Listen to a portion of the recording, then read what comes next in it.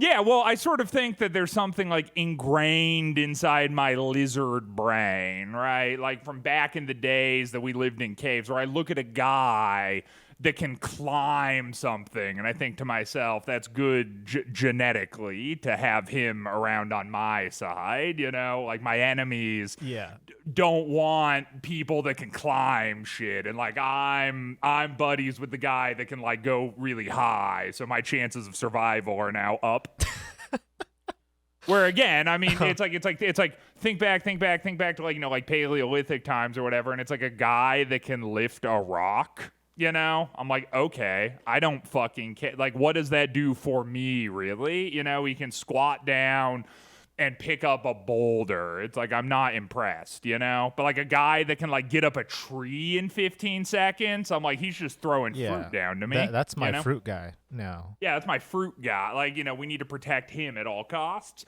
And I also sort of think, too, that, like, you know, a lot of times in, like, gym scenarios, like, people will just sort of, like, focus on, like, you know, upper body, like, you know, sort of chest and arms. And then you have these, like, there's, like, big-ass chests with these big, goofy arms and then just, like, a gut, you know, and, like, little fucking shrimp legs. Like, I see that often.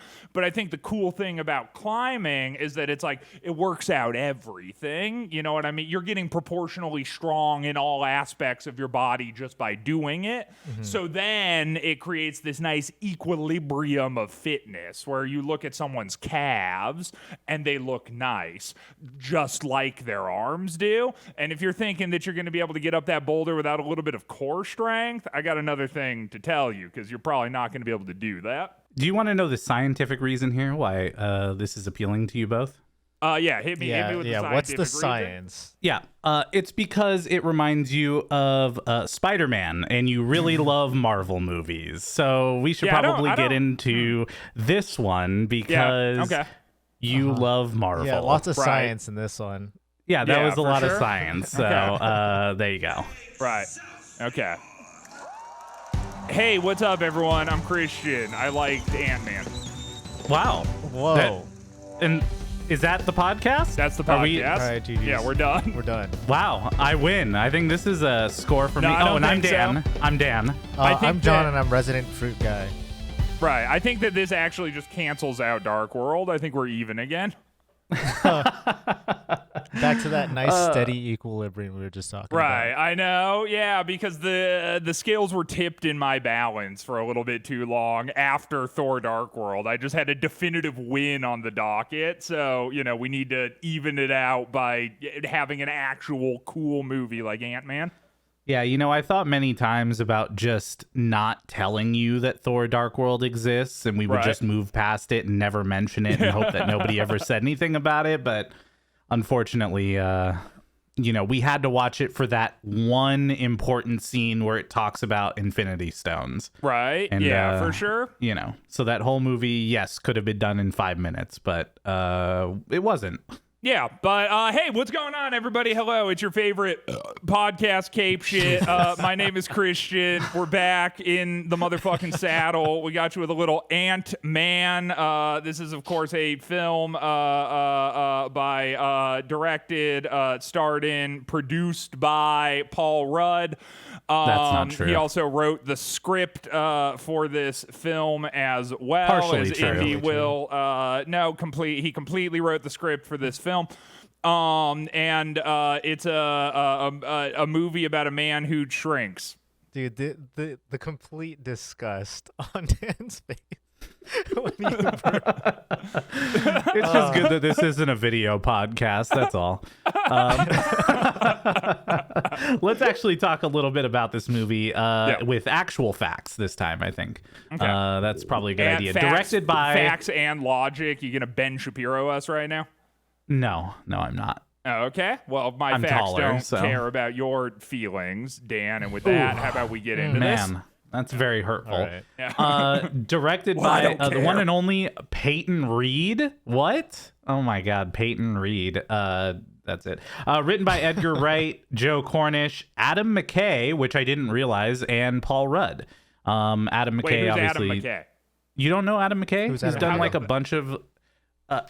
You don't know who Adam McKay is? You're gonna have to Wait, for explain real? this to me, yeah. Oh, okay, Adam McKay. Yeah, you're like Adam McKay. I know Joe obvious. Cornish Like, come and I know on, Edgar yeah. Wright, but I don't know Adam McKay.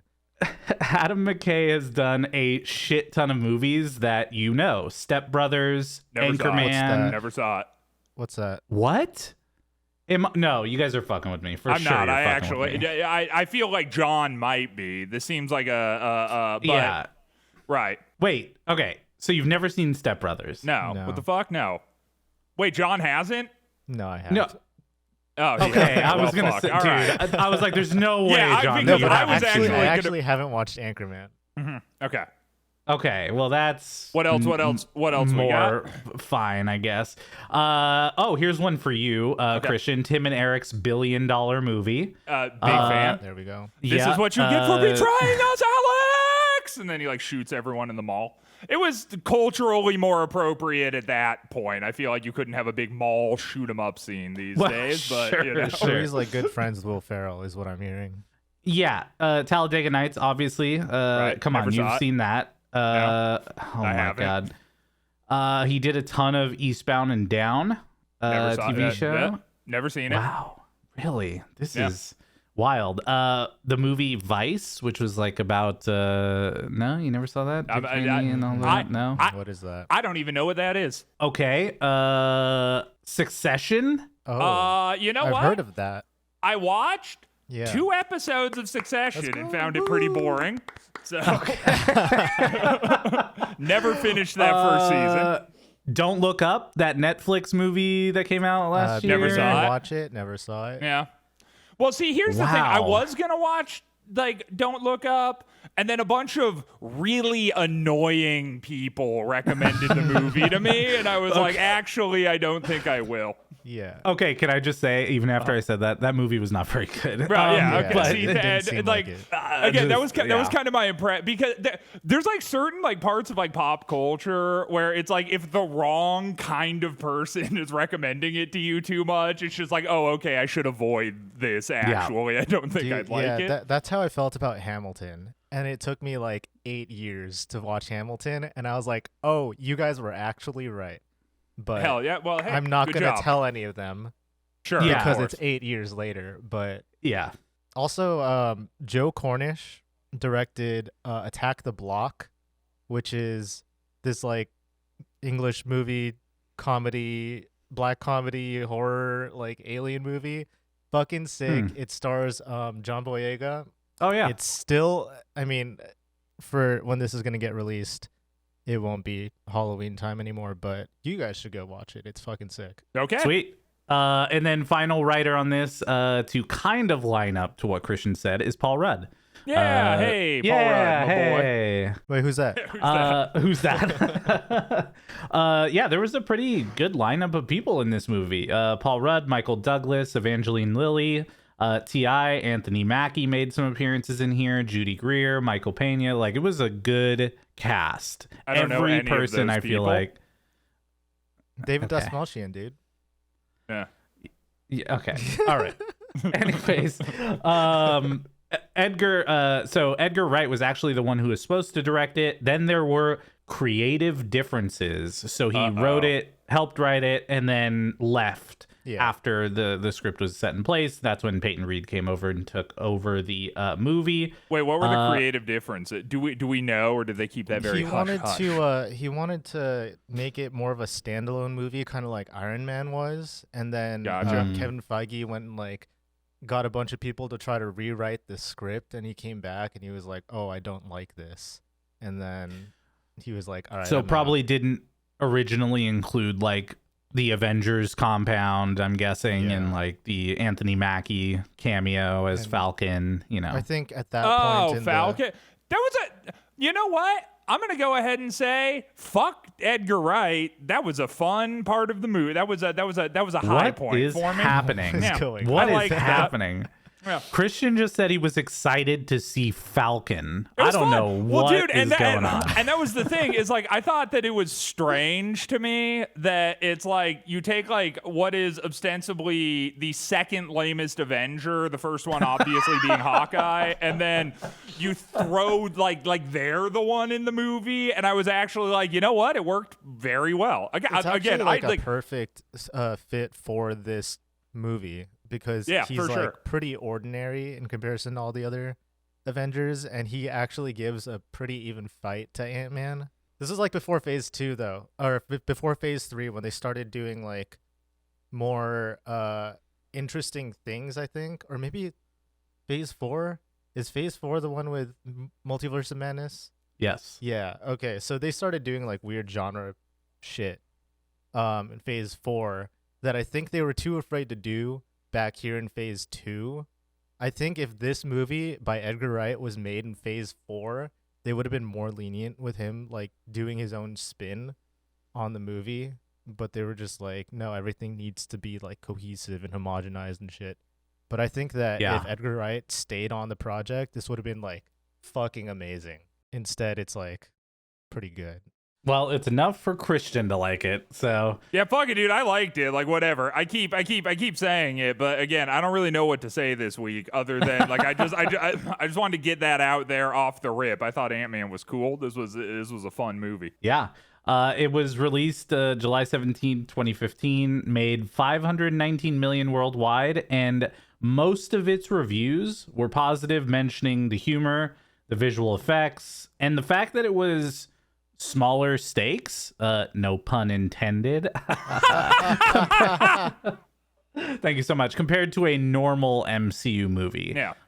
It wasn't a giant city lifting up into the sky and, a threat to the world. It was, a bit smaller in regards to the stakes in this movie, so it felt a bit more grounded. I mean, it was still a threat to the world. Yeah. Yeah, but but it was a more invisible threat to the world. Like, it wasn't aliens spilling out of a portal. It was more this sort of hush existential threat that no one knows is happening. Yep, exactly. Not even the Avengers. They don't even know it's happening. Yeah, they didn't even know. Yeah. There's a reason for that. There's a very good reason for that. Oh, okay. All right, well, let's get into it. It's 1989, and we see our favorite characters here, Howard Stark and a aged Peggy Carter. Yep, another aged Peggy Carter. Just Big less ups. aged. Less aged. Aged than the other one. It was much better this time around, I will say. It wasn't perfect. No. This was not immaculate. And maybe the only reason that I view it favorably is because of that horrible aged Peggy Carter. So that's the only thing I have to go off of. But I saw this and I was like, okay, sure, fine, whatever. I believe this.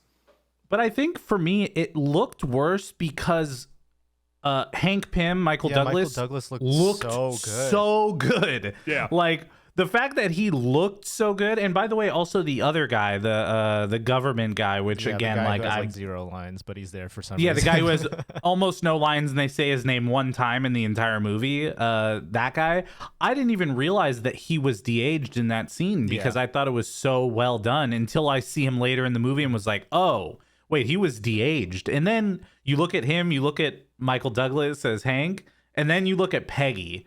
And it's like they got the Spirit Halloween de-aging kit for her, and then they spent the real money on the other two. So she just keeps getting screwed. Right. Maybe it's just easier to make people look younger. Because I feel like we're seeing that, and that anytime there's like a flashback and someone needs to look younger, I'm like, hey, that works. And anytime there's like an age up, and now like the actor or actress needs to look, older, I'm like, it's a little janky. Yeah, it's like the difference between creating detail and then removing detail. It's exactly. Like you just have to, if you're making someone younger, you just kind of like lift their face up, smooth out the skin a little bit. And also, we have a lot of data about what Michael Douglas used to look like, and not so much data about what someone will look like. That's fair. In the future. Wow. So that's also you know what? I I feel like I've learned a lot in these past 2 minutes. So thank you so much, because you've changed my perspective on that. Yeah, although I will say, in a classic Christian corner, air horns, please. Hey, what's up? The writing in this first scene felt really stiff. Corner. There you go. What's up? It's Christians. I felt the delivery in this scene was stiff. Corner, where I point out that I felt that it was very stiff.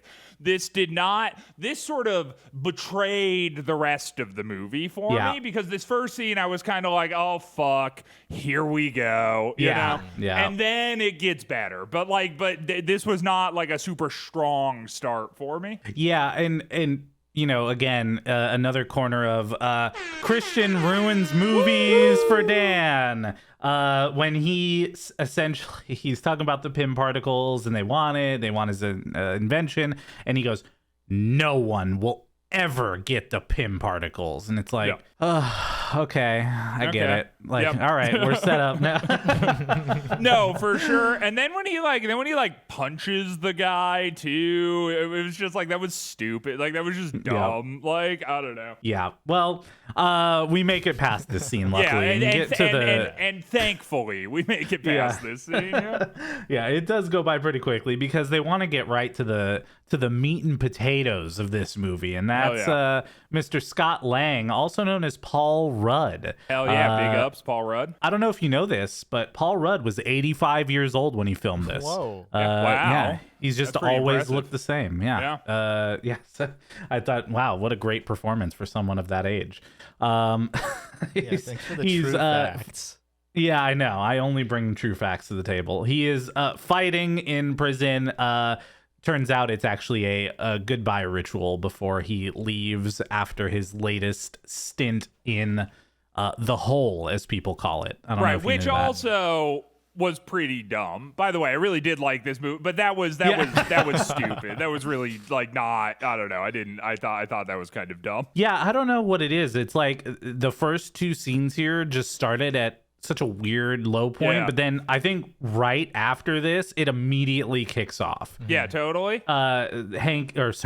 Scott is leaving the prison, and we get to see Luis for the first time. He's getting picked up. We get to see the van, which this van is actually a character that will continue to show up in the MCU. Remember that horn. Yeah, well, and I also think that, maybe one of the high points for this movie to me is the fact that, like, Luis is actually funny. Like, like, he acts it really well, and he's, like, giving good lines. There were, like, moments in this movie, truly, for the first time ever watching a Marvel movie, where I audibly laughed. I wasn't beside myself, but I did a little... Okay. Well, there was some times where it was more than that. Come on. Well, no, it was just to that caliber. I didn't, whatever. I didn't lose control. I didn't go into like a laugh fiesta or whatever, a fugue state where I just could not help myself from cackling. But no, like Luis as a character. See, because I feel like sometimes like what they do in these movies is that there's like a kind of like a comedy relief character, but it's like the lines that they deliver sort of more are just like they make you grin or whatever, like you're supposed to sort of go like, nah, whereas like actually there were a lot of moments throughout the movie of Luis where I was like, this dude's fun, like this is like a funny guy, like, and they wrote him very well. Yeah, I think that a lot of it has to do with the fact that they brought in like actually funny people to like do the comedy bits, and you can feel kind of their spin on the comedy versus other comedic characters. They will be like very generic, like haha, the quirky character comedy, and it always falls flat. Right, and I also think to that point too, like they'll sort of have like, a regular actor like delivering the funny line or what. So it's like, and so I think like I agree with like what you say, where it's like it's one thing for someone who like really like works within comedy and kind of understands what's funny and what isn't and how to make it funny, than it is to just tell some random guy to like say a funny thing, because like one of them is just infinitely more entertaining. I also feel like Paul Rudd doesn't pull the focus away from the other characters when he's in the room. Like, it feels like all of them are sharing in those moments where like you get Captain America or Iron Man and they're standing in a group of people. It's like it's never not focused around one of them. Yeah, right. for sure. But like in this, like Scott, Paul Rudd as a character was just hanging out with the rest of them, and there wasn't any specific focuses pulled on him every single time he was in the room. Yeah, you know? it's like they bounce off each other nicely. Like in the first like van scene, even when like Luis is because Antman, Paul Rudd is like, "Hey, how you been, man?" And he's like, how's your girl? And then he's like, "Oh, she left me." And he's like, "Oh." It's like, and my mom died. My mom died. It's like, oh. It's like, and my dad got deported. And he's like, oh. It's like that was funny. That was like legitimately like I was like, that's very funny. That's a funny scene. Yeah, they didn't hold back in jokes, and they didn't hold back in kind of some parts of the kind of gruesome deaths in this Totally. either. Which I also like, really appreciated, by the way. Like, yeah, some of the when they're just like shrinking people into like pink goo, I was like, that fucking owns. That was so tight. Yeah, and that's the thing too, is like they can kind of go off the rails a little bit without it being people getting shot up by guns with blood everywhere. It was just like situations of like, even when it wasn't just the goo, it was like when Yellow Jacket like it starts to like combust into himself and his arms are like bending in wrong directions and shit his as head's he like getting implodes. like bigger and smaller. Like yeah, it's cool. Yeah. It's like body horror, which is tight. Yeah. I like a little body horror. Yeah, exactly. So I thought it was that was great, and we really saw Luis shine like right out the gate, which again was like another thing to just show like they weren't just focused on making sure Paul Rudd looked good as Ant-Man. Mm-hmm. They really allowed the other characters to shine as well. But now Scott's gonna have to get a job as an ex-convict, and he's going to Baskin Robbins. Right, which also, might I add, generally this is the point where I would say, oh my God, this gratuitous product placement, what the fuck, this totally took me out.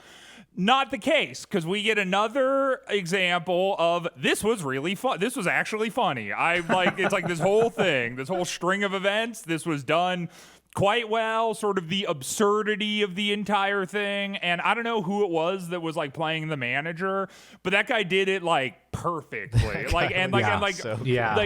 Dude, like the manager and Paul Rudd, like in their back and forth, that was tight. That was fucking good. And it's like Baskin Robbins always knows. Like that's funny. It was just funny. I liked it. Yeah, but he did get a free mango fruit blast out of it. Yep. So right, and even then, and he's like, you can have a mango fruit blast on the way out, and he's like, ugh. And then the next scene is like him walking down the street drinking the mango fruit blast that he decided to take him up on.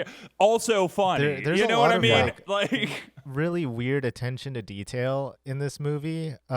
Stuff like that where like he talks about the mango fruit blast, and then the next scene he's actually drinking it.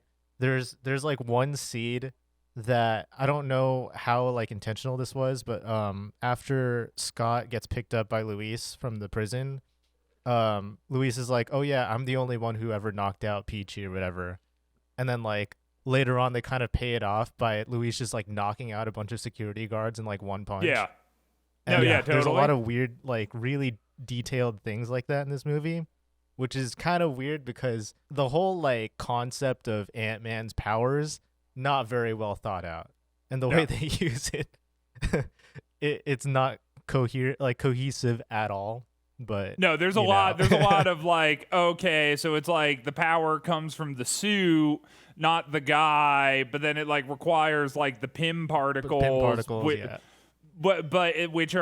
are these it's this like red goo. Yeah, it looks like so fluid, like obviously. So what kind of particle? Yeah, right, and so it's like is it going into him, or is it like is the suit itself shrinking? But also he can like make himself bigger, but only bigger to like normal human proportions, which I'm assuming that must change later at some point. But then also the regulator prevents him going bigger. Okay, but then also it's like where are they manufacturing this goo? Does the dude just have like goo stockpile? Like we never really see that. Like, but again, like normally this is the shit that I would be like, you know what, I can't even watch this movie anymore. But despite all of that, I was like, you know what, I can get past that because I like the rest of the thing. But just to John's point, I'm like, yeah, totally. There's a lot of like me not understanding how the fuck this is actually happening in this. Is it better or worse that they don't dwell on the specifics of Pym particles and how they work and how the suit does it? See, I think that they dwell on it too much. Because really, I was just about to go into this whole thing, like, because we're pretty close to the part in the story already where Hank Pym goes to like Pym headquarters or whatever it's called, Pym Technologies, and the bald guy, evil Jeff Bezos, Darren Cross, yeah, like, I mean evil, but Jeff Bezos is kind of redundant, but. Regular Jeff Bezos. Just Jeff Bezos. Just regular. He's like giving a presentation on this like Pym particle thing, or cross particle Pym particle that he developed, and he's like, this particle can change the distance between atoms while increasing density and strength. And I'm like, wait, so like you guys you guys figured out how to perform alchemy, right? Because like if you if you increase the density of an atom, it becomes a different atom, right? You're just changing matter. You're changing elements. So like that so it's sounds... okay, hold on. So it's a classic Marvel ship of Theseus scenario where every single time he shrinks and then comes back, his atomic composition is different. So is it the same Paul Rudd at the end of the movie? Yeah. Maybe that's how he's 85. I don't know. Maybe. I don't know. I thought like you could have literally just said, the particle lets you change the distance between atoms, but for some reason, when he said while increasing density and strength, I was like, nope, I'm out, dude. That's the line. Is he saying that he's increasing the density and strength of the atoms, or that the method of taking the atoms down while keeping the human the same increases his strength based on the size that he is? There's no indication to that being true, but you know, it also, even if he did mean that, it's not always true, because there are like so many parts in the movie where they shrink down, and then you can see that like, oh, if they fall from a high place, they'll like crack the ground because they're so heavy, but then other times someone will like blow on them and they'll fly away. Yeah, like a speck of dust. It is So like, pretty inconsistent. And I was gonna save this part for a little later, but as long as we're on some inconsistency things that popped out to me, another thing that I found really inconsistent is like the movement of Antman doesn't make any sense at all whatsoever, because it's like, in order to cut, like, I could maybe sort of get that it's like he's like jumping around and like whatever, and he's like able to do that to like some degree of normal human proportion, even though he's small. But there's a lot of scenes where he's specifically like riding on the back of like a flying ant. And it's like you wouldn't be able to catch a helicopter. It's like you just wouldn't be able to do that on the back of an ant. Like, it's like, and it never shows the in-between of him getting places, really. It's like you'll see the start of him headed somewhere, and then they just sort of skip over the middle, and then he's just there, because, like, it doesn't proportionally make sense. Like, the way he moves throughout the entire movie, it doesn't make any sense at all. But goddamn if I don't like Paul Rudd. So again, whatever. I mean, I'm fine with it. I'm just saying. All this to say is that we can literally just have our hangups about it now and then never talk about it again. Sure. But that is just like the hugest. This is my like, how does Captain America open the 2-ton locked steel bearing door? It's the entire movie. So but the movie is good enough in almost every other regard that I can just get over it. And I also think too, and maybe part of the reason why it's like easier for me to get over it in a movie like this than it is in a movie like Captain America or like an Iron Man or whatever, is that Ant-Man is inherently silly. Like, it's goofy and it doesn't shy away from being goofy. Like, it still manages to have like, you know, it hits its dramatic beats when it needs to. It still sort of has a cohesive story that like takes itself seriously when it needs to take itself seriously. But the moments where it can just like pop up sort of the absurdity of this character, it really focuses on it. Like, it doesn't shy away from how just patently absurd this shrinking guy that controls ants is. It leans into it really hard. And I think that that's also part of the reason why it's easier for me to overlook stuff like this in a movie like this, because you're not supposed to like be taking it that seriously. Like, it's silly on its surface. Whereas like when you're trying to sell me a Captain America or you're trying to sell me a Hawkeye or whatever, it's like these are characters that are meant to be taken seriously. So when goofy shit is happening, it almost stands in stark contrast to the seriousness of the character. Whereas with Ant-Man, when goofy shit's happening, like it's fucking Ant-Man, so it's allowed to be goofy, you know? Well, and I think it's good because they made the right choice here, meaning that in the comics and even in some of like the cartoons and stuff like that, Hank Pym is generally the one who has been with the Avengers, right? Like, he's the one, again, in earlier comics and some of the shows and all that he's the one who invented Ultron. I mentioned that when we were talking about Age of Ultron last episode.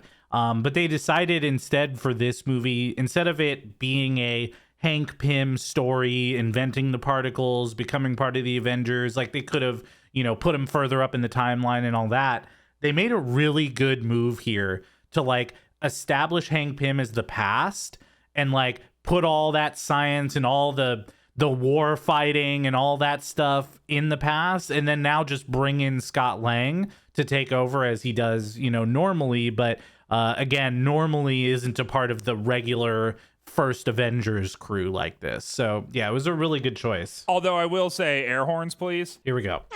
Whoa, another small nitpick, as long as we're saying, hey, you know what? Just because I like a movie doesn't mean that it doesn't get by unscathed. It doesn't miss the of course, the Christian sniper scope, as it were. The justification for Hank Pym no longer being Ant-Man was like the flimsiest shit ever, and then we all just sort of like brush past it, where because it's like at a certain point, Paul Rudd is like, hey, Hank, couldn't you just do this? And he's like, no. And then they're like, okay. And then the movie just continues. And it was kind of like, what? Like, not really, though. He is super old, and he mentions that using the suit for a long time and fighting criminals and wars, that he's like destroyed after that to an extent that it doesn't make sense for him to be that person, you know, like, and that like, because it like if he was walking around with like a cane, you know, or we saw like visible signs of distress, I'd be more. But I mean, the motherfucker gets shot at like point blank range and never loses consciousness, and then summons a tank later. Like he seems fine. Well, it doesn't take energy for him to summon a tank. Well, yeah, but by the way, it's not like he's casting it. It should though. I mean, yeah, he's like an old man that gets shot point blank in the chest, and he's like bleeding out, and then he's just like, but you know, it's not that big a deal, really, you know. And so it's like he seems good. I just didn't totally like buy their explanation. Well, you know? but for all the fight scenes that Scott does in the whole lead up to him trying to steal the Yellow Jacket suit, you just think like Hank could have done that. Now, if it was just him literally showing up, going to the vent, dropping down and trying to get it, right, agreed. But there were also like a Well, yeah, ton but of fight also- scenes and acrobatics and going through the water main, by the way. Yeah, but like, there's also like two distinctive moments where Hank punches someone in the head and like, you I know, was just just about to say completely that. rocks their world. Yeah. So he obviously still can do that. And beyond that, back to John's point from earlier, it increases strength and density. So you don't know. Maybe he but that could've, doesn't you know? increase acrobatics. They didn't say anything about that. I suppose so- they didn't specifically say that it increases Yes. acrobatics. Yeah, actually decreasing you the get- distance between atoms makes you less flexible. Yeah. Yeah, so they had to get someone like Scott who was able to jump fences without a Right. suit. Yeah, he's you the, know? he's Yeah, the fruit sure. guy. Yeah. Yeah. Yeah, he is the fruit guy, dude. Hell yeah. Okay. So we meet real Jeff Bezos, and then he plays an ad about the yellow jacket. This is where we find out that he immediately is going to sell it, not waiting a second to finish even the product itself. He's ready to sell that off, and he is actually psycho. Yeah. This guy is completely not only obsessed with Ant-Man, but obsessed with Hank. And also, who left yeah, him by the curb. I will say another thing that unfortunately I really didn't like about this movie was some of the one-liners fell very flat to me. There were like some moments where some of the characters get a little thing, and here sort of right before this presentation starts, we see Hank meeting up with his old nemesis from 1989, and he sort of smirks at Hank and says, "Hey Hank, How's your face?" how's retirement going for you?" To which Hank replies, "How's retirement? How's your face?" And it's like, that was really fucking stupid. Like, that didn't need to be there. And it's like he punched him in the head 25 years ago, so it's not even like a good. It's like, he's had 2.5 decades to recover from that. If it was like the next day and he had a black eye and it's like, how's your face? Like that would have made a little sense. But this, I was just like, they just threw this weird line in here and I didn't like it. Well, it is a Marvel movie. It so is you gotta, a Marvel movie. Yeah, you got to give it a few. This movie could be so good if it wasn't in the MCU. Oh my God. Like, This would be oh a my fantastic movie if it was not in the MCU. Yeah. Okay, well, I don't know about that.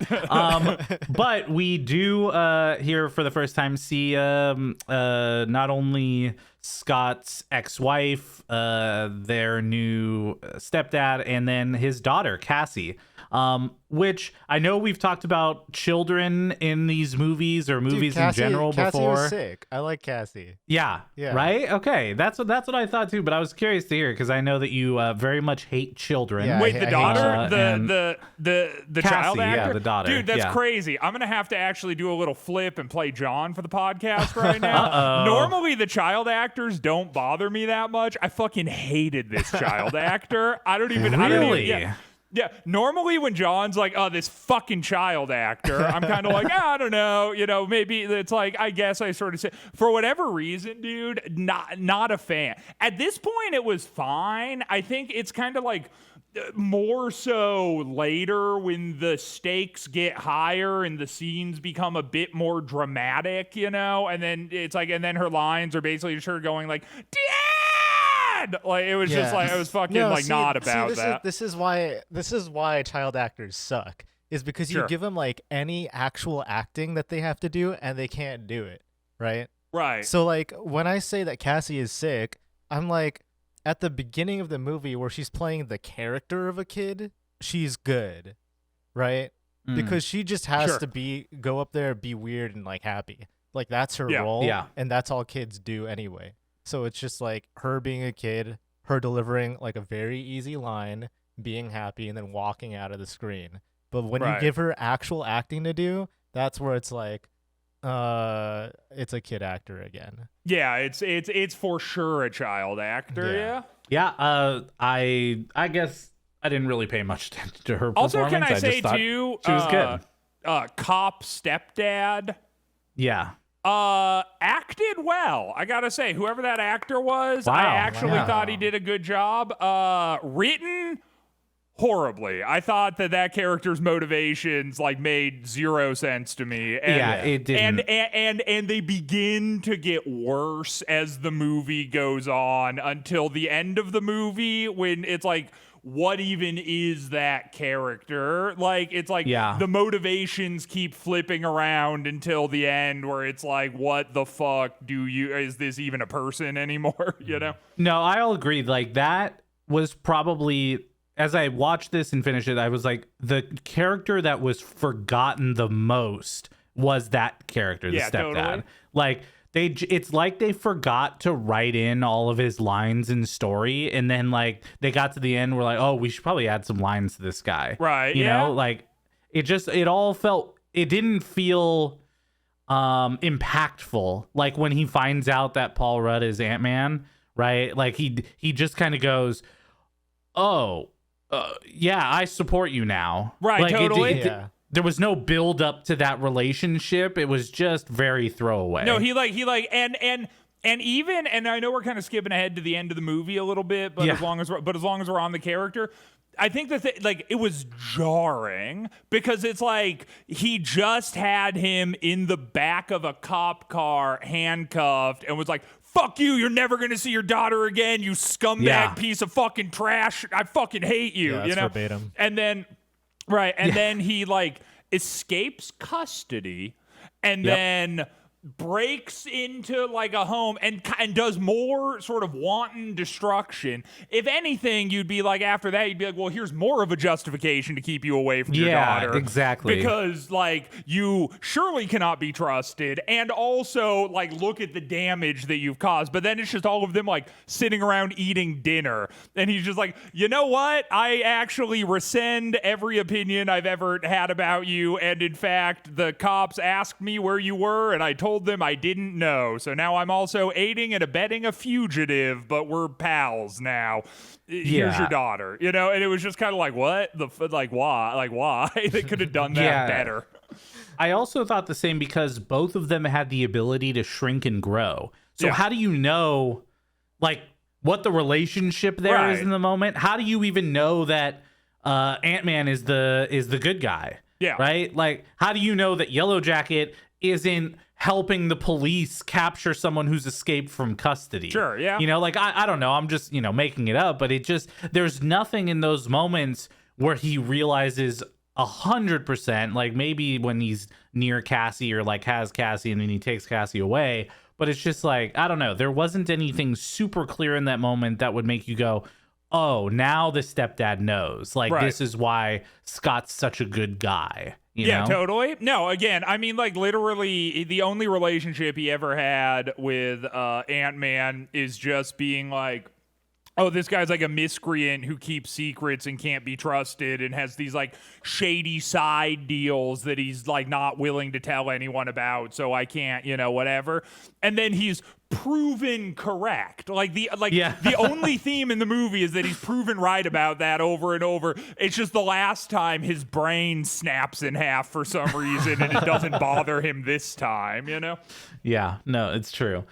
Well, getting back to the actual part of the story here, this is the first Darren shrinks the guy terribly. We see the first goo blob. Which fucking owned by dude. That was such a cool scene when he's like in the bathroom and he's talking to him and he like puts out his hand and the guy like puts the paper towel in his hand and then he shrinks him and then he uses the paper towel to like wipe him off the ground. That was fucking tight, dude. That was sick. I liked that. That was really cool. Yeah, it was again like a moment where they were able to kind of play around with the rating of the movie while still making it like cool, right? For sure. Which I really enjoyed that. That was pretty cool. And so Scott's back. He's in. He wants to go do whatever this. Well, can I say at this point really quick? Yeah. A trope that I absolutely hate in movies, that like every movie kind of does, is that like he gets back to his apartment and all of his boys are hanging out and they're playing video games. And like the dude holding the controller is just like whipping the controller around the room as he plays the game. And that's present in like every movie. And it's like dumb because I'm like, maybe I sort of get it if it's like the early 2000s and video games are this like niche subculture and no one's ever heard of them before. So you could plausibly sell that to an audience as to like what a guy would look like but I'm like, bro, it's like, it's the year of our Lord 2022 or whenever this movie came 2015. out. It's the year of our Lord 2015. It's like we all fucking know what a video game looks like and it doesn't look like that. So could we just like notch it down a little bit, please? Like, thank you. Yeah. Do you know the worst instance of that happening? You ever see the movie 40-Year-Old Virgin? No. Yes, I actually have seen 40-Year-Old Virgin. And Steve Carell is in his gamer chair that has joysticks on the armrest, hell yeah. and he's playing Tony Hawk's Pro Skater. And he is in his fucking chair, like, that's awesome, turning back and forth, moving these joysticks in place while his character is just like skateboarding. Yeah, fuck yeah. And that's pretty widely known as one of the worst implementations of They video already games on the unlocked screen. like session skate controls where he has to control with both joysticks at the same time. Right. Yeah. So that was that reminds me of that when I hear that. But we get the first Luis story time where I loved these sequences here where he's telling his story and they lip sync his words to the people. So good. So good. Like that, like because it happened, and the fact that it's like this one is so good, and then they kind of call back to it at the end of the movie also, like that. Yeah, that was good. That was like really good. Yeah, because you think it's one of those things where like they're gonna do it once, it's gonna be really good, and then they're gonna overdo it and like do it like 2 or 3 more times, and it's not gonna be as good as the first time. But I felt like the one they ended the movie with was just as good because I feel like they added some interesting storyline to it and then also put Falcon in it, right? So I loved the use of his storytelling. I have to wonder if Edgar Wright wrote those parts in before he left the movie.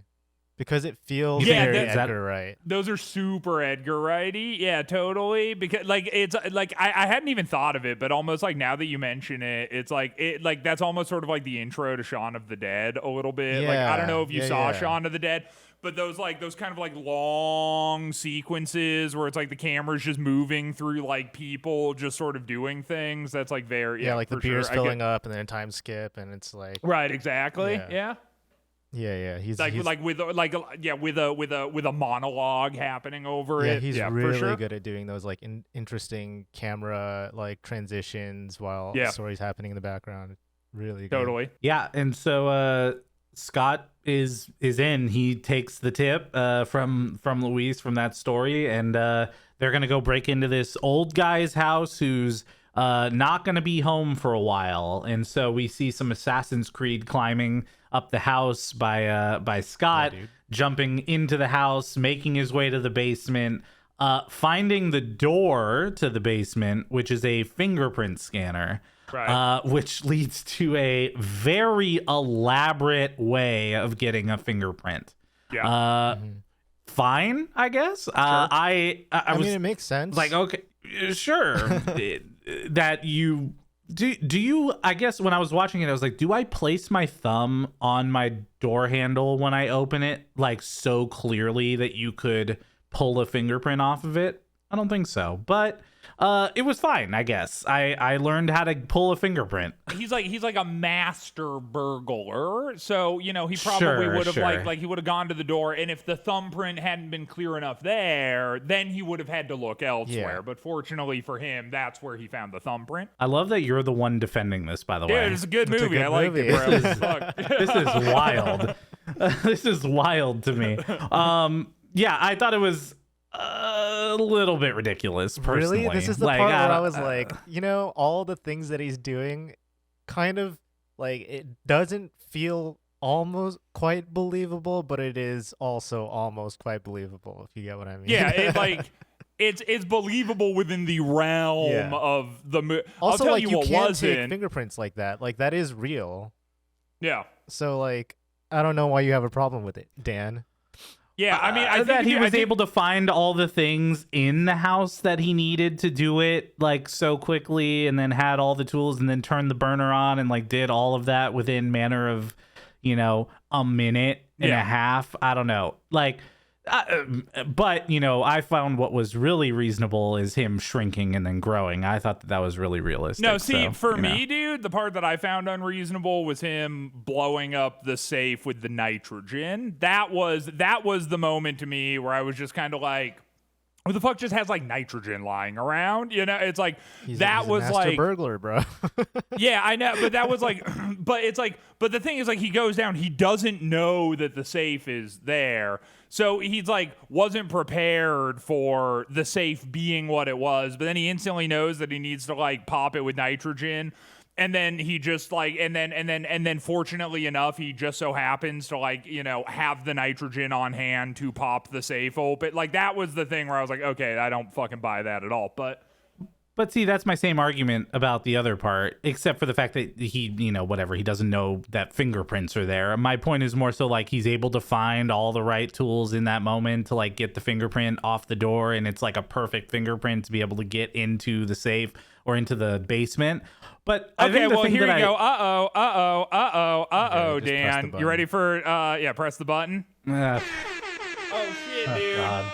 I'm about to Exodia you. You ready? I'm about to hit you with the point to end all points, and you literally will not be able to argue against this point. You ready for it? Yeah. Hank Pym set up the thing for Ant-Man to break in and steal the suit. Therefore, he had already cleverly put all this shit out, knowing that this was the way that Ant-Man was going to be able to get into the safe. It was all a thing orchestrated by Hank, and we know it was all a thing orchestrated by Hank, so he intentionally left all the tools out to make this easy. Counterpoint. Oh, shit! Oh, God. Fuck! A little late, but it's coming in. Okay. Counterpoint. He also later says to Scott that he was impressed by his ability to get into the safe and didn't expect him to do that. So I don't think that he was. I don't think he left the nitrogen. I don't think he left the nitrogen in place specifically because he's like, well, Scott can use this to get in. Right. Yeah, oh, for sure. The nitrogen's silly. We're not talking about the nitrogen. I agree. Nitrogen, I'm like, I don't fucking buy it. I'm saying, like, the thumbprint scanner thing, like, Hank Pym, he's like a genius kind of character, So I'm sort of like, he'd know, like, he would also be able to do a similar thing in that scenario to get past, like, the thumbprint scanner. So I'm saying that he left little breadcrumbs around his house, knowing that Paul Rudd was going to be able to. This is how I sound, huh? This is how you it? sound. This is how I sound in every other literally how you podcast? sound every episode, dude. This is how I sound when I make headcanon, huh? Wow. Yeah, you're going to go hang yourself when this podcast is over? This is unreal, the view that I'm getting on this. Honestly, if there was any way to end phase 2 for us, this is the way to do it. Because, by the way, this is the last movie of phase 2, in case we didn't mention it yet. Yeah. So, wow, what a finale to phase 2 this is. Oh, yes. Which, you know what, by the way, just to mention it, when we were talking about phase 2, and I thought that it ended with Avengers Age of Ultron, I was like, oh, that's weird that they wouldn't end it with Avengers, that it ends with Ant-Man instead. I don't remember Ant-Man sticking out as much, but now I realize, you know what? This was like a great way to get kind of the taste out of your mouth from a flying island where millions of people are going to die. So I kind of get it. It makes sense. This was a great phase 2 ender. Yeah, it's a nice palate cleanser. There you go. This is it. Yeah. We should probably get through the rest of the movie now. Sure, yeah. Yeah, maybe. All right, great. Well, he got the suit. It was Hank's house. He watched the whole thing. I don't know if you caught that, if that was going to be what had happened, but, I guessed early on that was going to be Hank's house the whole time. And we get to see for the first time that they're moving away from rats and moving to goats to try to get those things to shrink. I think that was a sheep, bro. Little baby lambs. Yeah. Was it? Yes. Yeah, Oh. it's like that's what a sheep looks like. It well. also explains the reason it was going. Bah! It's like the sound Well, I sheep didn't make. catch that part. I thought it was making No, it was not. A It was goat- not. It was a not. goat It was not sound. making goat sounds. It was How do goats sound? definitely a sheep. How does a goat Can sound? you- Like, Yeah. kind of, you know, Yeah, just pitched as up. opposed, right, Yeah. Okay. like as opposed to a sheep, which is more like, you know. Yeah, that's true. Interesting. Yeah. It's a fine distinction. Yeah, You you know. wouldn't get it. Yeah, obviously. I mean, you didn't. So Well, yeah, so they're destroying sheep goats. And,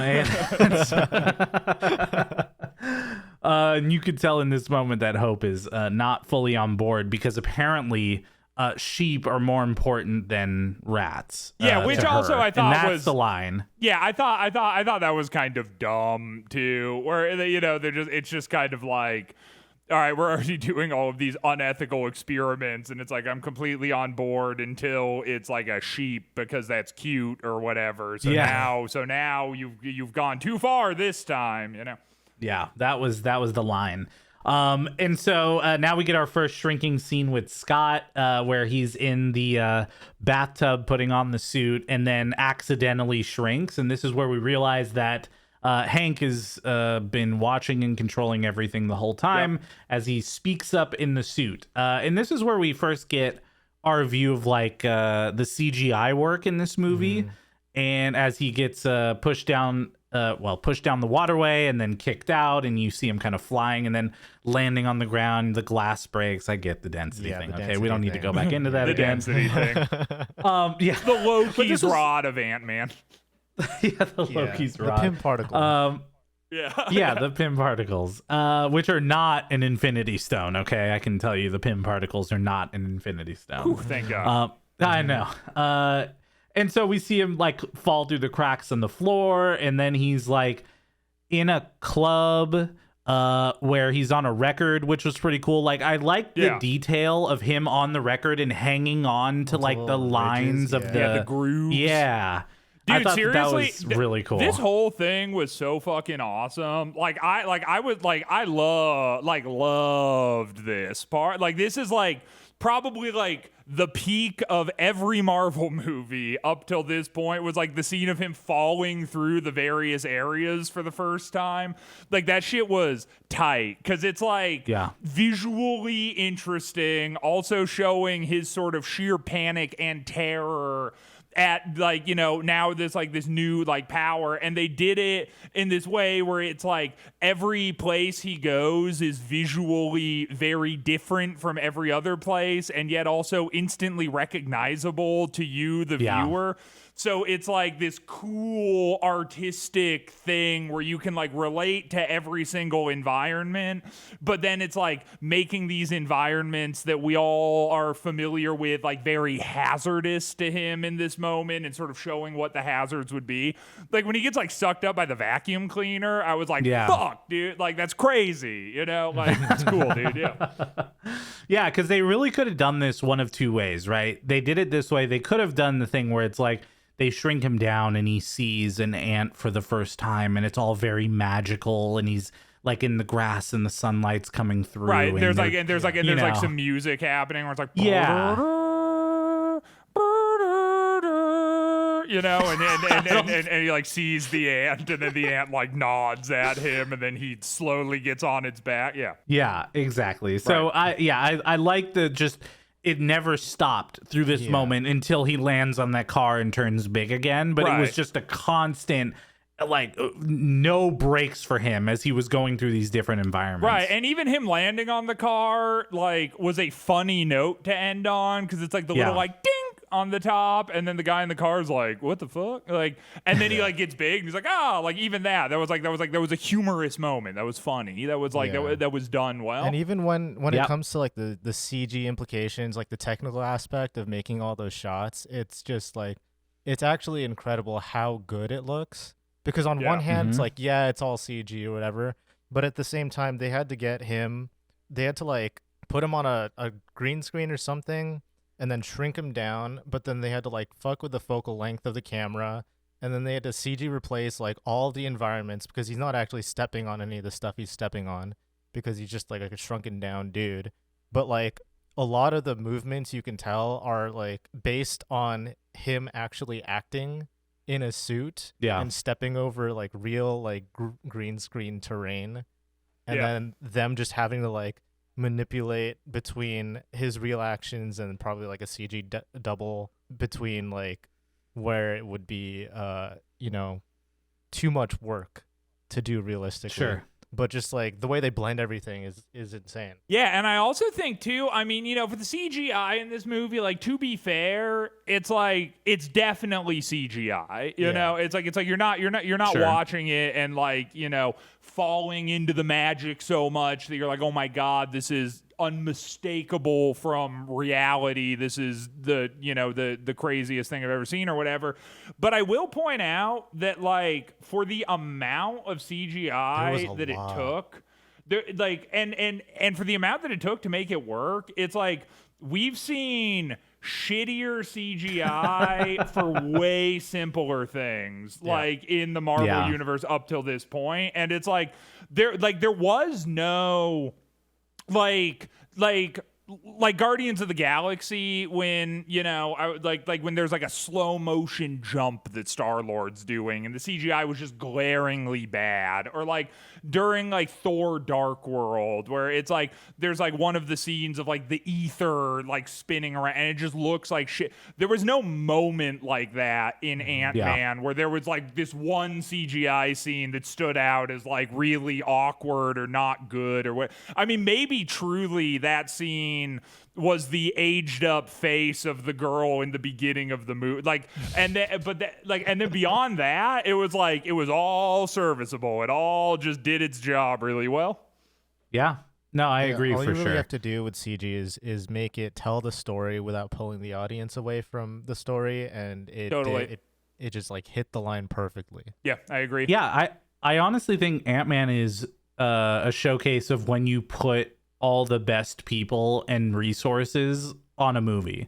Like they from the writing to the CG to the story to like the actors that were put in place and the comedy and all of it, they didn't like go cheap on any part of this, it feels like. Yeah, no, absolutely. And also, you know, during this thing too, I want to say, I know we're dwelling on this part a lot, but I really liked it. Like the rat, when he sort of like comes face to face with the rat, like that was fucking awesome. That was just cool. It's like, and again, and I almost like skipped over it because there's so much cool shit happening in this like tiny little time. And the cool thing about the rat too is that it's just like another like Flash amidst all these other things that like, it's not like this thing where it's like, okay, now he has to do battle with this rat, and it's like this is like a, you know, it's just another thing that happens. It's like so many things happen right here, and it's really cool. Yeah, because you could totally like think about in a quote unquote normal movie, what they would do is like he would encounter the rat and it would cause a 10-minute scene of him like going back and forth with this rat and like hiding from it, and then he uses the mousetrap to set the rat up and like all this other stuff, and they didn't dwell on any of those moments. No, and this is like literally like sees the rat, he's like, fuck, he just jumps on the mousetrap, and it's like, phew, he's just gone. And it's like 15 seconds of like this. It's cool. It's really cool. And then after this, actually, another thing that you guys might have missed, but we get a cameo appearance from Avon Barksdale from The Wire. Right. So of course I knew the so now I'm just saying we have Idris Elba, who plays Stringer Bell, and then the other guy whose name I don't remember, but he's Avon Barksdale, who's like the second like big main lead in The Wire. Wait, is he's Idris Elba the guy who plays Knuckles? Idris Elba also the guy who plays Knuckles. Yeah, I know who that guy is. Right, yeah, for sure. No, but you know him by Knuckles. Yeah, that makes sense. Yeah, but nah, he's like the black guy who's the like the buddy cop dude to the stepdad. Oh, Yeah. No, I know who you're talking about. Yep, got it. Yeah, so I just thought it was interesting. So now the MCU is officially canon to the Wire universe because we have like the two main guys from the Wire in various roles in the MCU. You know that Idris Elba was also in The Office. What's I that, do know he Matthew? was also in The Office, yeah. Don't worry about it, John. You wouldn't understand the comedy in The No, Office, so I probably wouldn't wouldn't. suggest watching You're it. right. Okay. Scott decides that he's going to go and unsteal the suit and put it back. He is fully done trying to be a person who can shrink down to that size anymore. And He's that's when he fully gets caught by the done cops. being a person that can shrink down to that size anymore. Well, because he's not Ant-Man yet. What a he line. doesn't know that he's Ant-Man. he's just Christ. he's fully done with it. He's giving up that part of This himself. podcast episode is a fucking episode from the Twilight Zone. As far That's all I as gotta fucking shrinking say. down to that size anymore, Yeah. fully done with it. He's done. Oh, God. All right. Hank's going to meet him in person now to tell him he should be a guy that enjoys shrinking down to that size more often than he Right. has already done it. That's what he specifically says to him. Right. So, Yeah. we do see the first instance of the ant control, too, Yeah, over the for camera. sure. Yeah, when he has to like sort of step out with the bullet ants on the ground. No. In the interrogation room. Where it's covering up the before camera. that. Honestly, that right, yeah. shit, dude, all the ants just gross me the fuck out. Like, I just. Well, yeah, dude, me too. But I loved that. Like, it's like I thought. I like it too, but it's also Yeah. just like every single time I just get like crawlies on me. I know, dude. They're creepy. Like, They're and I thought gross. that shit was cool, is because they didn't like it. Like again, like it sort of adds to like the fantastical nature of the film. Is that the ants are just like gross as shit, and like no one references it or talks about it really, but they're like supposed to be. It's like you, the audience, are supposed to be looking at the ants and just being like, oh, Jesus Christ, what the fuck? But it's just like everybody just acts like it's completely normal the entire time and no one really says anything about it. And I liked that. It like kind of added to the mystique of the entire thing. Yeah, you know what it did too? It also made me think, like, are ants really just always there ready to like come out and bother you? And it's like, yeah, they kind of are. When you so like when later on when he's in the car with Hope learning how to like control the ants, and the ants just like come out of the car vents onto the fucking dashboard. I gotta say another Dan line. I really enjoy the idea that ants are always there ready to come out and bother you. We're not airing this episode. It's not going it's out. so I'm just good. letting you know right now. Dude, yeah, at some point the movie stops being a comedy movie and starts being a horror movie to me, because like, for sure. holy shit, just the thought of ants being able to come at you from anywhere. It's just I know. Well, that's kind of like you don't even really need the Ant-Man suit. You just need that ant just need the controller ants, thing, yeah. and then it's like you could like Yeah. rule the world with that, dude. Like, Yeah, people like John staying home all the time. He does not want to go out into the world of ants. No. right? He doesn't. Yeah, he doesn't want to be bothered. they could be anywhere. Oh shit. Well, Hank breaks Scott out of prison. I Yep. mean, that's Well, what happens the funny here. thing And- is that he has the ants carry the suit into the cell, and then the ants start counting down the time. It's like Yeah. 10, 9. And Yeah. first of all, it's like, okay, if we are to believe that the ants can even keep time correctly, he put the suit on in like 5 seconds. What Yeah, the for sure. fuck, Yeah, dude? there's two moments like that in this movie. One is that where he puts on the suit extremely fast, and the second is when Yellow Jacket puts on his suit in the That helicopter. too. Yeah, he Right? just like It appears was- with the suit on. Yeah. Yeah, so both of those moments, I definitely noticed that as well. And so Scott falls off the ant, passes out, and wakes up inside of Hank's house again with Hope standing over the bed, and there are ants all over the floor. And you could say that he's a little bothered by them. Yeah, just a little. Yeah, they're just ready to get him, man. Yeah. They were all just there, just ready to come out and bother him.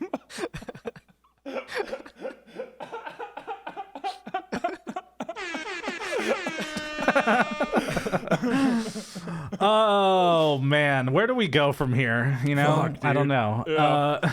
Well, Hank's gonna describe the Pym particles to Scott, give him more of a background, and also try to play into his more emotional side by saying this is a way to redeem yourself and Right? Yeah. be better in the eyes of your daughter. He says this is your chance to become the hero she already thinks you are, which is a callback to what his ex-wife told him about his daughter, like verbatim, which is another detail that is just like very consistent in this movie because he had been watching Scott.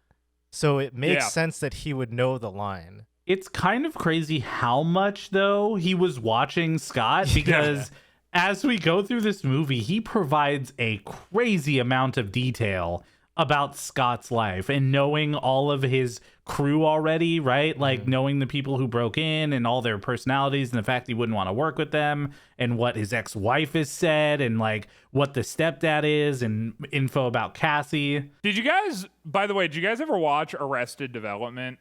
Yeah, a little bit, yeah. Word? Well, his ex-wife is one of Judy the main... Greer. She's amazing.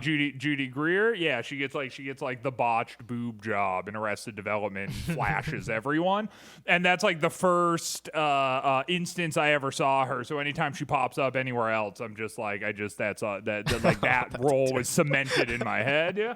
Well, in between this talking between Hank and Scott, we do see a quick moment where Darren fucking shrinks the goat. It's over, people. This is it. He has successfully shrank the goat. But that's okay. I keep saying goat because my notes say goat. Right, but it's it's a sheep. Let me just do a quick search and replace in my document real quick. We could say that you're the goat of misconstruing sheep for goats. We could say that.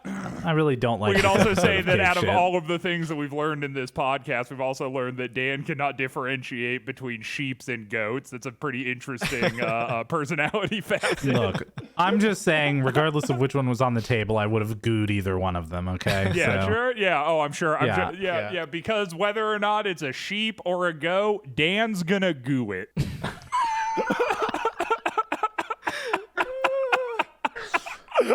Is this episode over yet? I'm just curious. Okay, here we go. Hank is not a fan of Tony Stark after Scott suggests that they should just hand over the suit to the Avengers. Right. And that's because he didn't like Howard Stark either, who also wanted to utilize his technology as part of S.H.I.E.L.D. And Hank wasn't going for that. And Tony isn't necessarily any better than Howard is. So they're not going to do that. And they're too busy dropping cities out of the sky, which gives us our clear timeline link here to Age of Ultron, which clearly had just happened right before this. Hank, out of nowhere, kind of yells at Hope super loud and then gives this really, like, Captain America style speech of, like, trying to get them ready for what's coming next. And I just love that Scott breaks the tension in this moment. I think that's the thing, is they don't ever hold on to these serious moments for too long without one of the comedic relief characters or just someone breaking the tension in that moment. And the comedic relief's like good too. So it's it's good. So it actually, because he, like, when he ends the speech, then Paul Rudd is just like, wow, that was a fantastic speech. It's like, it was good. I will say, back to my one-liner gripes, we get a classic shitty one-liner here that I thought was pretty lame. Where Paul Rudd is like, all right, you know what? I think you're right. You've convinced me. I will help you. My days of breaking into places and stealing shit are behind me. What do you want me to do? And then Hank Pym's like, I want you to break into a place and steal some shit. And I was just kind of like, that's a very predictable line. I was like, as soon as Paul Rudd started delivering his line, I was already just waiting for Hank to say that, because that, whatever. It just kind of pulled me out of it a little bit. I thought that the writing of the whole speech had been pretty clever up until that point, and then you just ended on this like not clever at all thing, and then whatever. Well, this is the first time where we hear about the quantum realm, that if Ant-Man goes too small, that he would end up going subatomic, which would put him into the quantum realm where time and space and other things just don't flow normally. And the quantum realm is a huge part of the MCU as we come into phase 3 and even in phase 4. Ant-Man gets another follow-up movie called Ant-Man and the Wasp, and then gets a third one coming up here in February 2023, which is called Ant-Man and the Wasp Quantumania. Yep. Whoa. So again, the quantum realm is a really big thing for the MCU. And when this movie first came out, it wasn't even super clear that the quantum realm was going to play such a big role in phase 3 and phase 4 as we move through the rest of the MCU. So this is cool to kind of see the origin of the first mention here of the quantum realm. Yeah. Well, I also think kind of around this point too, we start getting like more of a focus on Hope. I thought Hope was a pretty shitty character. I'll just cop to that, right? Like she's pretty just one-dimensional, and like there's not a whole lot there to work with. And then they also do the classic Marvel trope of like she hasn't established her fighting prowess, so she has to punch someone in the face so that you know that she actually does know what she's talking about, and then we get to move on, which is just like a thing that these movies rely on very heavily when they're trying to take a character from being like, yo, it's this woman that's just been standing around being passably attractive the entire time, but now you need to take her seriously, so she's gonna punch Paul Rudd, and now it's been established we can take her seriously, and here's a training montage. You know, it was just kind of like, I don't know, it's like I feel like this movie broke a lot of cliches, I guess is my point, other than Hope, which was like just Marvel cliche girl. Like there was nothing not cliche about her character. So like, first of all, whose idea was it to give her that bob haircut? It's so bad. And second of all, in that training montage, there's like and this is probably only a gripe that I would have, but there's a rock climbing wall in the back of the gym that's like 12 feet tall. It's like not inclined, which is what people typically have in their garages if they do have a climbing wall. So they have like an inclined wall, so it's actually difficult and trained stuff. And on top of that, all of the holds on the wall are like giant jugs. And it's like, what is this even training, guys? It doesn't make any sense. Right. I just need you to go back and look at the wall. And just appreciate that moment. Just appreciate it, because like someone was like, what could we possibly have them do? Oh, they need to train climbing. And then someone who didn't know anything about climbing just like put in a fucking wall. And it was like, this is what climbing walls look like, right? Anyway. Yeah, it's close enough. That should bother me. But we do get this training montage moment. We also finally hear about what happened to Hank's wife and Hope's mom, right? So finding out that there was a intercontinental ballistic missile that was being shot at the United States, and that Ant-Man and the Wasp were going to try to take this missile down, and the only way they could do it is if they went subatomic. Hank's regulator wasn't working, and so his wife ended up doing that, and she got stuck in the quantum realm. If only they had a black hole they could have pulled the missile through, then everything would have been just fine. Would have been great. You know, they could have, unfortunately there were no black holes in the sky at that moment that they could reroute the missile through. And so he spent 10 years after that trying to learn more about the quantum realm to bring her back. But the only thing he learned is that we don't know anything at all about the quantum realm. Yep. And so they also, through this training montage, go through what it's like to control the ants, how they do it, the sugar cubes being brought to the coffee, and that he's kind of not able to do this. He's having a hard time trying to control the ants, but he does name one of the ants during this time, Anthony. Anthony. Big ups. Anthony. Yeah, big ups to Anthony. So, so this was kind of a cool little way to get through all of the different features here. And Scott also helps Hope realize, like, hey, I'm not here because I'm the best person for this job. I'm here because I'm expendable. Yeah. And you're not.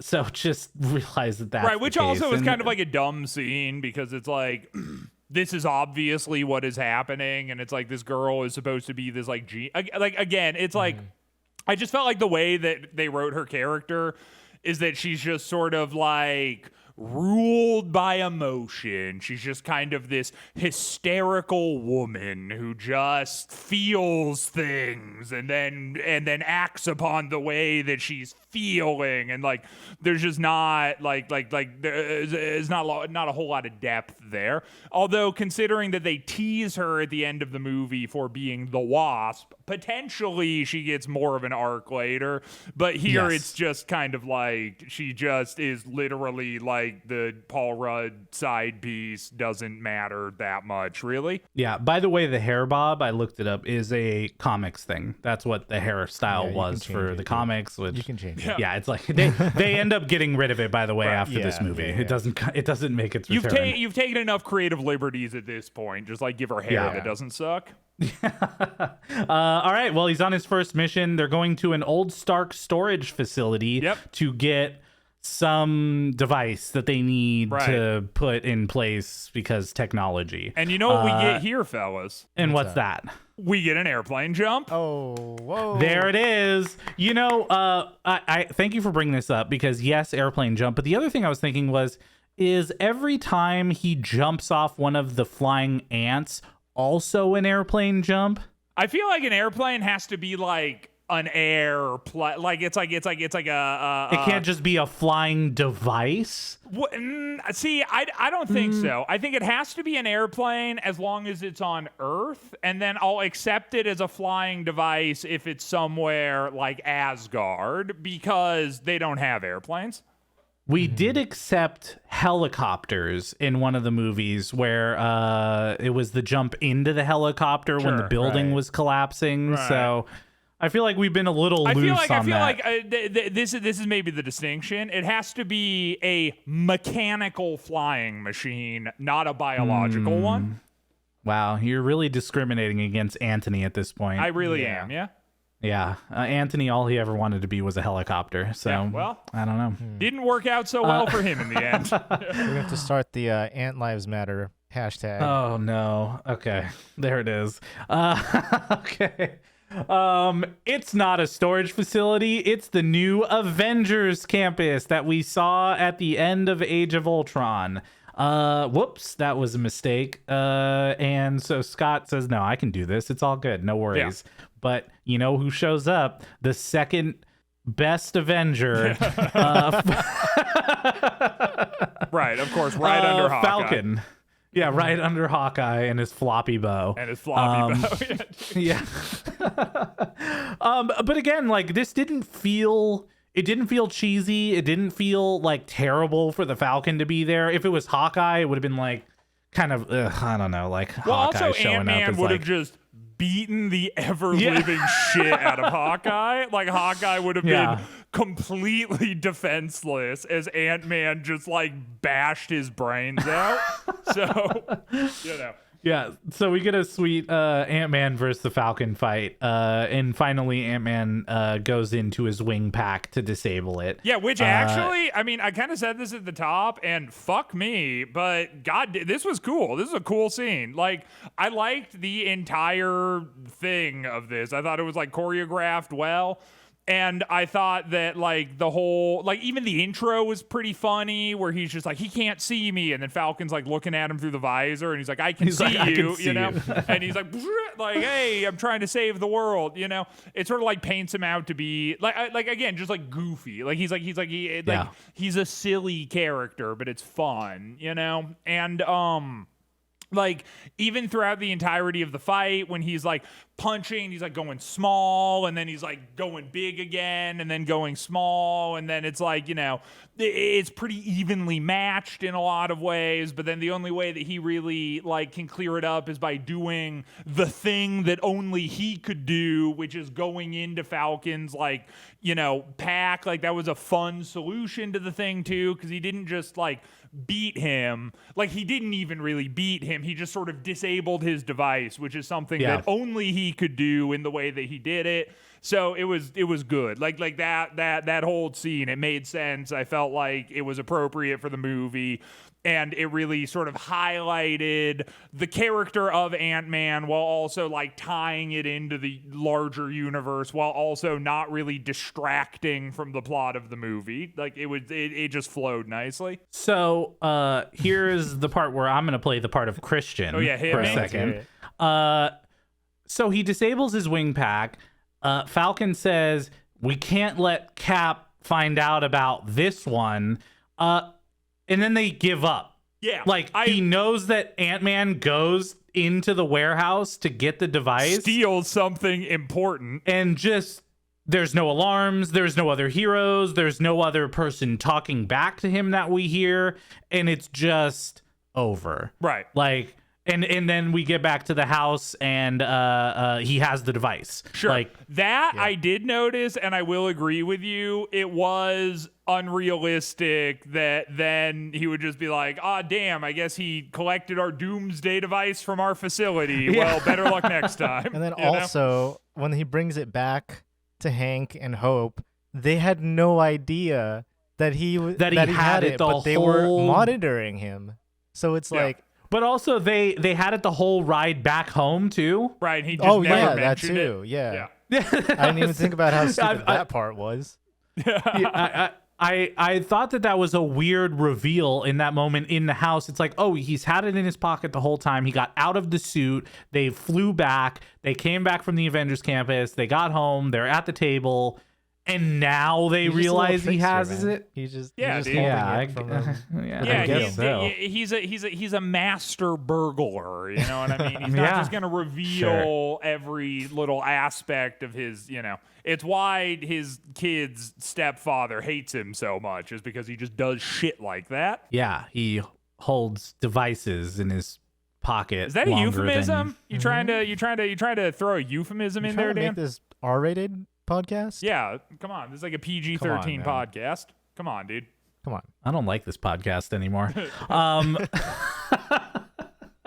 Darren, though, is in the house. He's there, and he's there to invite Hank to the launch of the Yellow Jacket tech, and they realize that the plans are out, so Scott has to control the ants instead of Hope controlling the ants, even though no one sees either of them, I guess. Right, so except Scott for he controls, does. That was another he thing. ends up seeing them, But it's like, but he couldn't have. Like, that was like a weird thing to me, where it's just sort of like, it's like he didn't see them, but then later in the movie he's like, you know, I saw you there, and it's like, well, that you did, but like, what the fuck? That doesn't really make sense, but that's fine, I guess. Again, if I it's like this movie. time, like, these are the things that normally these are the upset nitpicks. me, but it was fine.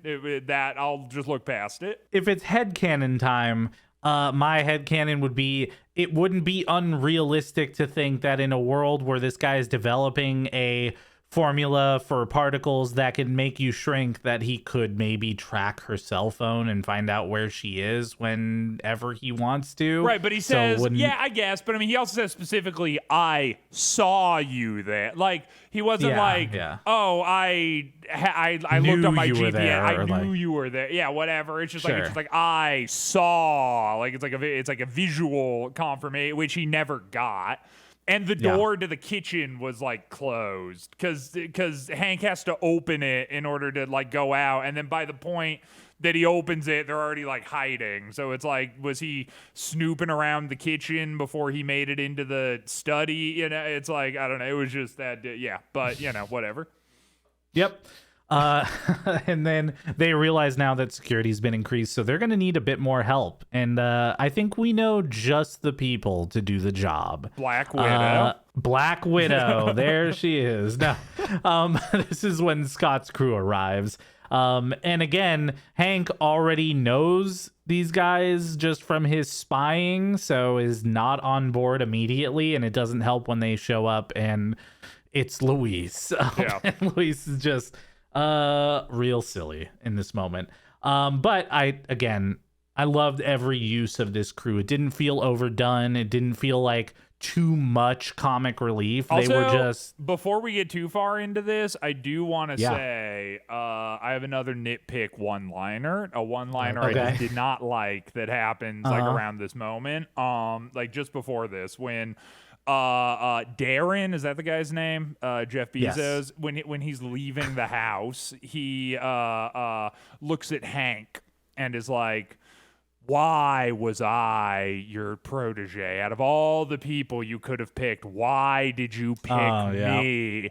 And Hank's like, I saw myself. Yeah. And then he's like, then why did you abandon me? Why did you turn your back on me and our research? And he's like, because I saw too much of myself. And I was just like, puke, dude. Fuck no. Like, get the fuck out of here. That sucked.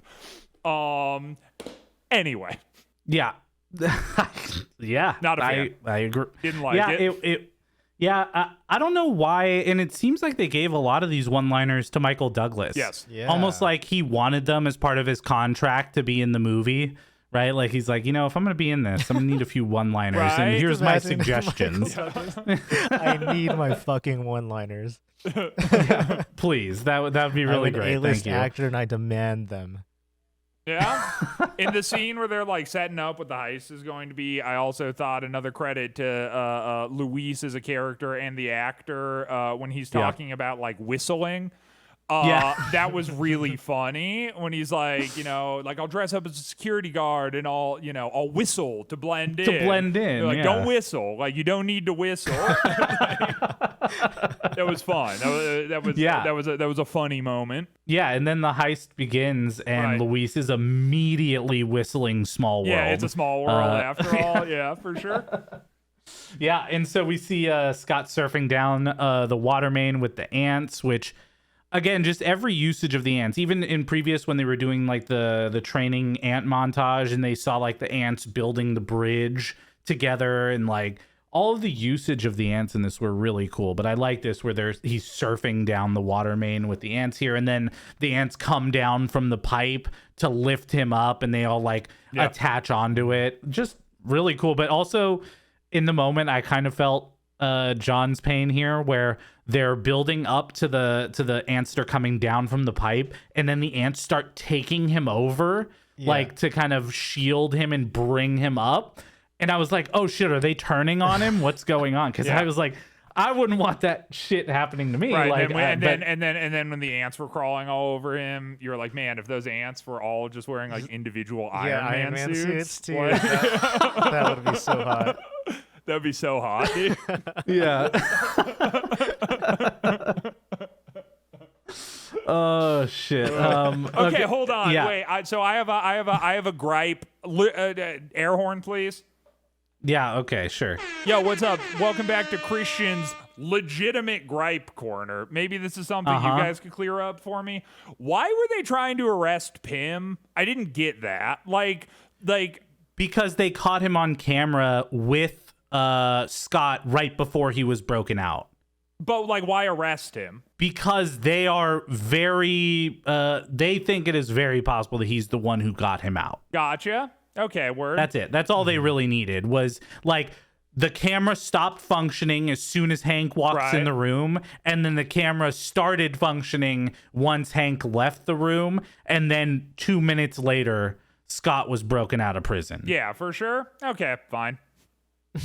It was just a weird scene. Like I didn't really get it. there's been a lot less evidence that police have historically had to arrest a person. Yeah, for sure. But arrest like But he's a white dude. billionaire, like an old white billionaire CEO of the corporation that he's walking into, you know? The stepdad, who we've gotten tons of backstory for, it just made sense at this moment that he'd go a little off the books because we know so much about this stepdad and why he's making all these decisions. Well, so. I also sort of think that, like, again, this was just like, so honestly, like, towards this latter part of the movie, like, you know, kind of like the third act finale, I feel like this is really when the characters broke down for me. And I still liked the ending of the movie, but this was really when shit started just getting, like, implausibly ridiculous. Like, and a lot of the character motivations were sort of whatever. Like, because I thought that, like, you know, the stepdad and Avon Barksdale, like, being at the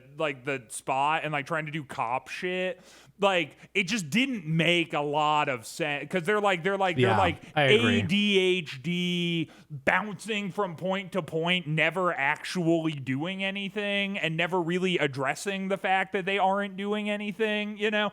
It's like, they, it really felt like, from a story perspective, they just stuck them there in that moment to generate tension.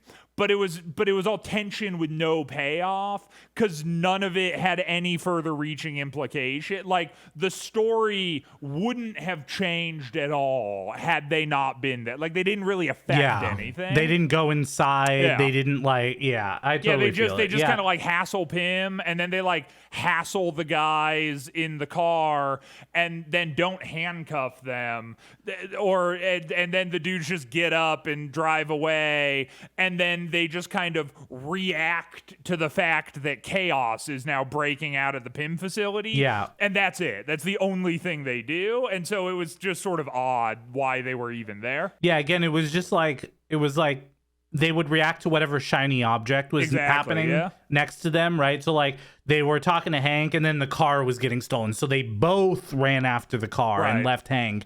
And then when they got the people in the car, then all of a sudden there was an explosion. So, we'll just leave all the van and those two guys that we were going to arrest and leave them alone and go back to this thing. And they didn't accomplish anything. Yeah. I mean, again, like literally, they're just there to make you as the audience go like, "Oh no, what if they did something?" But then they don't. Yeah, and so this is probably the most Marvel-y part of the movie. For sure. Yeah. Yeah. Now we're getting the actual heist, and Scott's flying in with Anthony, and they're gonna destroy the data, you know, through servers that are hosted on site of the facility, and they only have one backup that's in the same building that the actual data's in. So it's not really a backup because it's still on the same site. That if that one building got destroyed, everything that they've ever worked on is forgotten forever. If that one building, say, imploded in on itself in like a black hole kind of scenario, then that they'd really be fucked then. Yeah, exactly. We do find out in this moment that the one-liner government guy that was part of S.H.I.E.L.D. gets punched in the face. We don't really hear his name more than one time in the whole movie.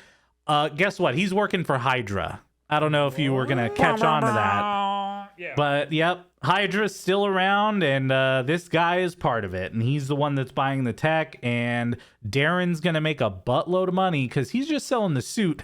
You thought you were getting the particles along with it? Yeah, right, yeah, buddy. You have to come to me for the fuel. Yeah. Yep. So now Scott's in position above the Yellow Jacket suit, and we get a moment where, again, Christian has ruined movies for me. And this is now the loading bar moment. Yep. Where we get... yes. Oh, yes, we get a loading bar moment. Oh, dude, we get an egregious loading bar moment.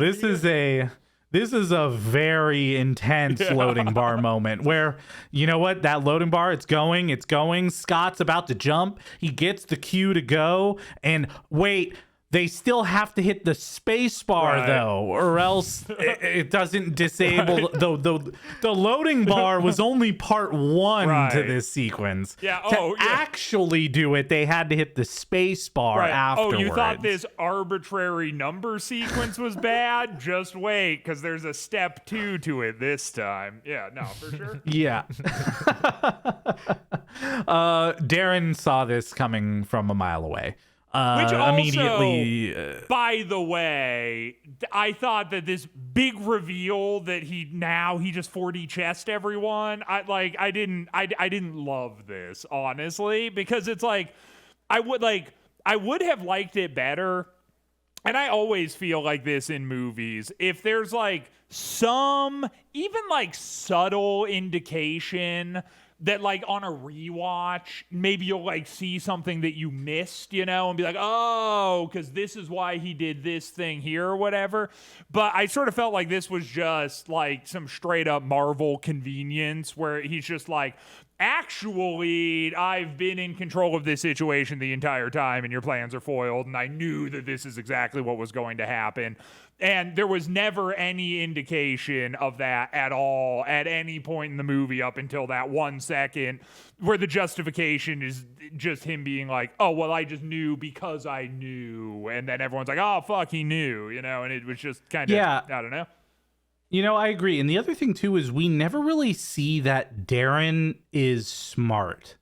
Like, there's no indication through this whole movie that he's anything more than someone who's controlling people who are doing what he wants them to do. And in fact, to like jump on that point, not only do we like not see any indication that he's smart, we kind of see the opposite, honestly. Yeah. We kind of see that he's just sort of like reactionary and emotional and vengeful and not logical. And so it's like, then he's just sort of like, oh, actually, I'm the logic master. I'm the master of you know, and it's just kind of like, it just felt like a weird turn of his character. Yeah, for sure. And again, it's like, in theory, he only found out about Hope being not on his side when he was at the house, right? Because he said he saw her. Right. But then Hope didn't know about this mechanism that could pull the suit out automatically if there was a threat that like was in place where someone was trying to steal the Yellow Jacket suit. And they clearly didn't build it in the 2 hours between the house and the moment where they're showing off the Yellow Jacket suit, right? So yeah, it was like, okay, he saw it coming. Fine, I guess, you know. And then this leads to the standoff with all of them in the room, all pointing guns at each other. Yeah, that was fun.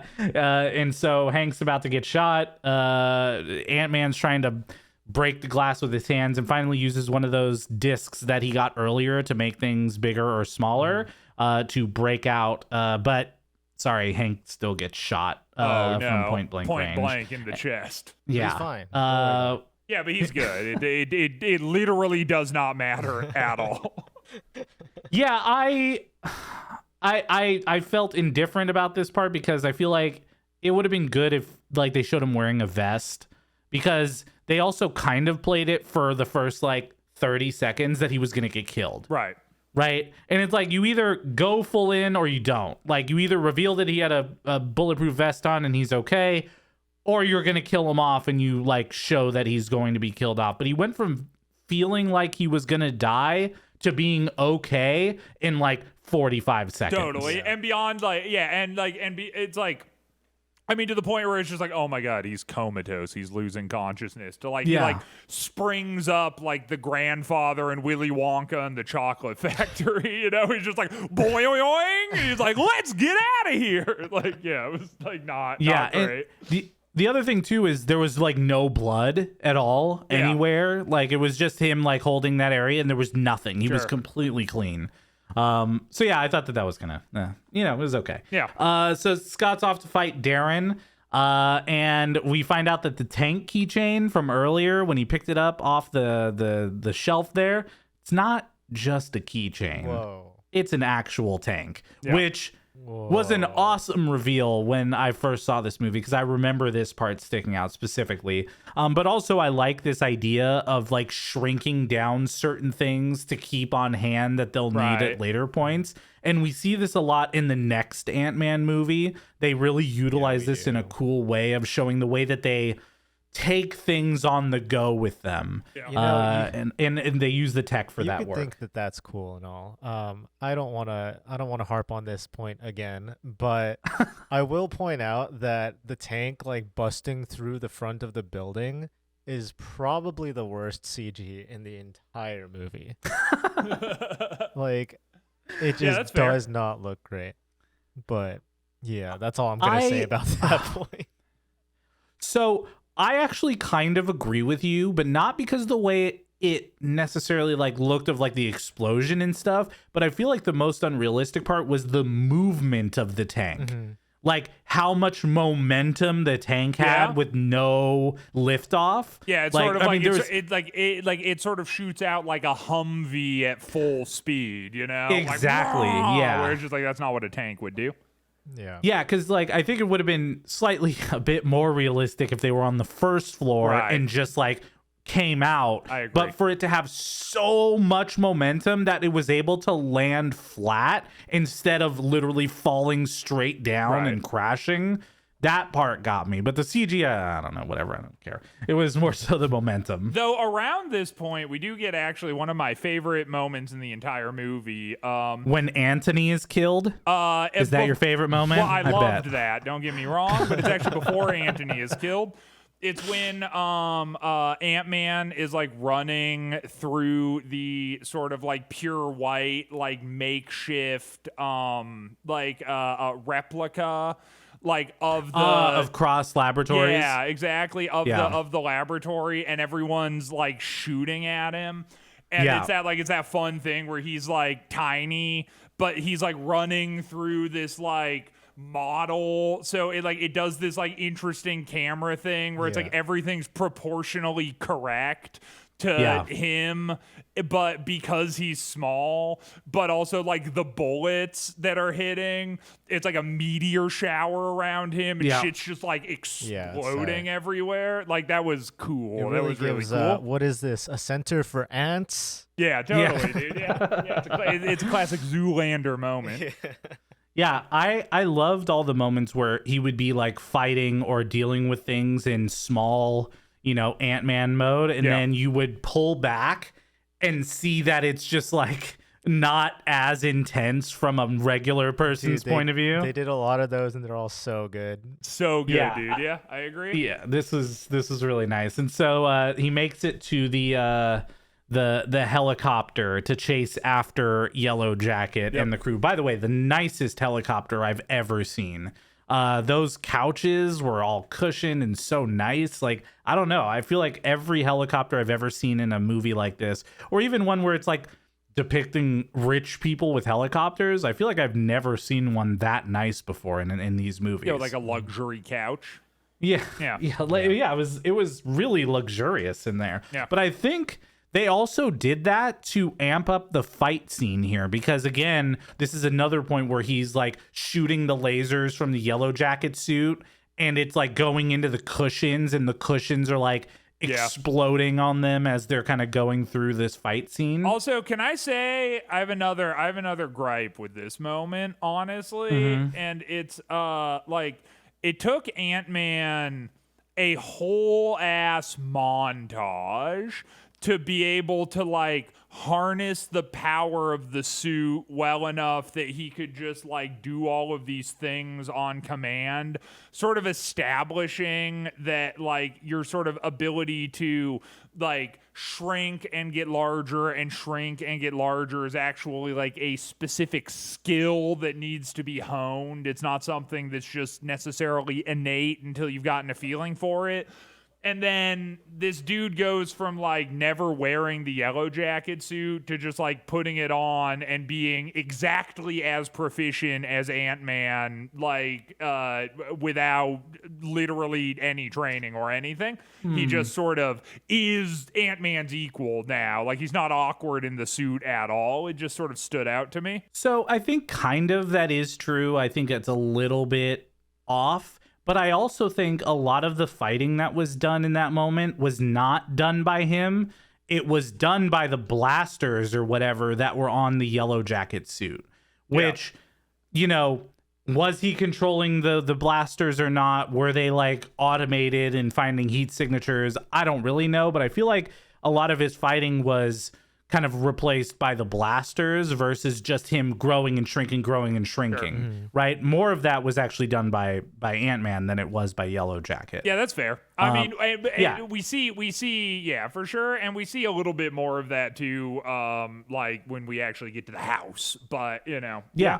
And so they're falling in this briefcase, Dude, which that again they're fighting, and was what a cool fucking moment. awesome. By the way, that was tight. Again, dude, like every single point in the, and I think maybe sort of the thing about Ant-Man for me was that there were like none of the epic moments were flat at all to me. It's like every time they like set something up to be like big, it just accomplished it nicely. Yeah. And even like the dumb humor of the like, you know, whatever he says cure and then they like play the cure. It's like, you know, Siri starts playing it or whatever. I forget what his exact line is, but even that, like, that's such like a dumb, tropey movie thing. And it didn't even take me out of the moment because of how much I liked the inside the briefcase scene. Yeah. And that was just, again, it's like, it's tight. It's just like, and it actually like used the environment of the briefcase and the random things I was gonna that are say in that it. Like, using like the phone as the lighting source for the inside of the briefcase yeah, fight was it's so tight, clever. dude.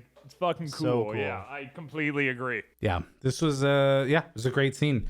And then we see that shot again where it's like we see now from the outside perspective of the briefcase falling into the pool. Right. And it's just like this very anticlimactic thing after this really big fight. Right, and it's like, and it's actually funny, which I keep saying, but it's like, it's a big thing in this movie where, and I feel like, you know, maybe especially coming off of the back of like a fucking James Gunn movie or whatever, I'm like, because so many of the things in that movie are just like, haha, here's a joke. But it's just like, it's not funny. Like, it's this like dumb attempted humor that sucks. Like, or not, and I guess to James Gunn's credit, he at least manages to be funny at points, but like so maybe a better example is like the Age of Ultron one. Fucking wait, was Age of Ultron James Gunn? No. No. Who was that? That was the Buffy the Joss Vampire Slayer Whedon. dude, right? Joss Whedon, Joss yeah. Whedon's a way better example of being like, it's like the jokes are fucking stupid and never land, and I'm just annoyed. Whereas like in Ant-Man, it's like the briefcase falls into the swimming pool, obvious attempted humor, quite funny. I was like, hey, you know what? That's enjoy. And we see even more of that like later with like the train Yeah, the Thomas the scenes, Tank like Engine. so funny. good, dude. Like really funny, like legit, like just solid. Yeah. Yeah, well, that's where we are. Yellow Jacket apparently gets stuck into a fly trap, and then Yellow Jacket then just goes straight over to Cassie. Right, which was a little like, Yeah. okay, sure. Yeah. Yeah. Yeah. So, I mean, again, and like the stepdad shows up and he immediately takes his mask off. Yeah. Which again was like kind of an interesting reveal, I guess, but it also didn't feel impactful at all. Like it wasn't super clear why he was showing his identity in that moment when he really didn't have to. He could have just shrank and left. Yeah. So I don't know. That was all kind of interesting. But then as they're driving away, he's in custody. Stepdad's like, you're never going to see your daughter again. Like you really screwed up, blah, blah, blah. And then now Yellow Jacket is with Cassie. Right. He knows where Cassie is and finds her. And so this is where the big actual Yellow Jacket Ant-Man fight scene comes into play. on the train tracks of this little girl's room. Right, which was so good, dude. Like, So just good. really good. Like, actually, this fucking owned. Yeah, and I love that we, again, like, switched perspectives. We saw the fight scene from Ant-Man and Yellow Jacket's eyes, and then we would switch to the closet where Cassie was to see, like, the train fall off the tracks when it hits Yellow Jacket, or, you know, like these what seemingly are large explosions are more like pop caps, right? It's yeah, this was so good. And I like the sound design of this too. Like, you felt the impact even earlier when you were talking about the rat that he runs into, the way that the rat like grunts, and it wasn't just like a normal rat sound because obviously the size of where he was.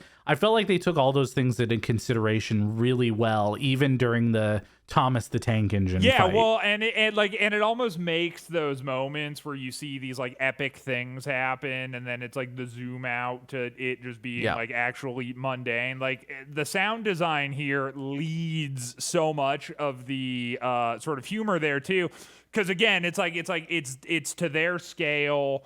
And it's like, you know, this chugging train and these like, you know, these like explosions or like hits and everything's like, you know, just, but then it's like when it cuts out, it's just like the normal sound. So it's like, you know, when the, like, I thought it was really good. Like when he like, the train's like coming, it's like, choo, choo, choo, choo, and he hits it and he's like, ah, and like throws it and just cuts. And you even hear like a little like, sound where it like hits him, you know, but it's just like tiny. Like, it's funny. It was good, dude. It was tight.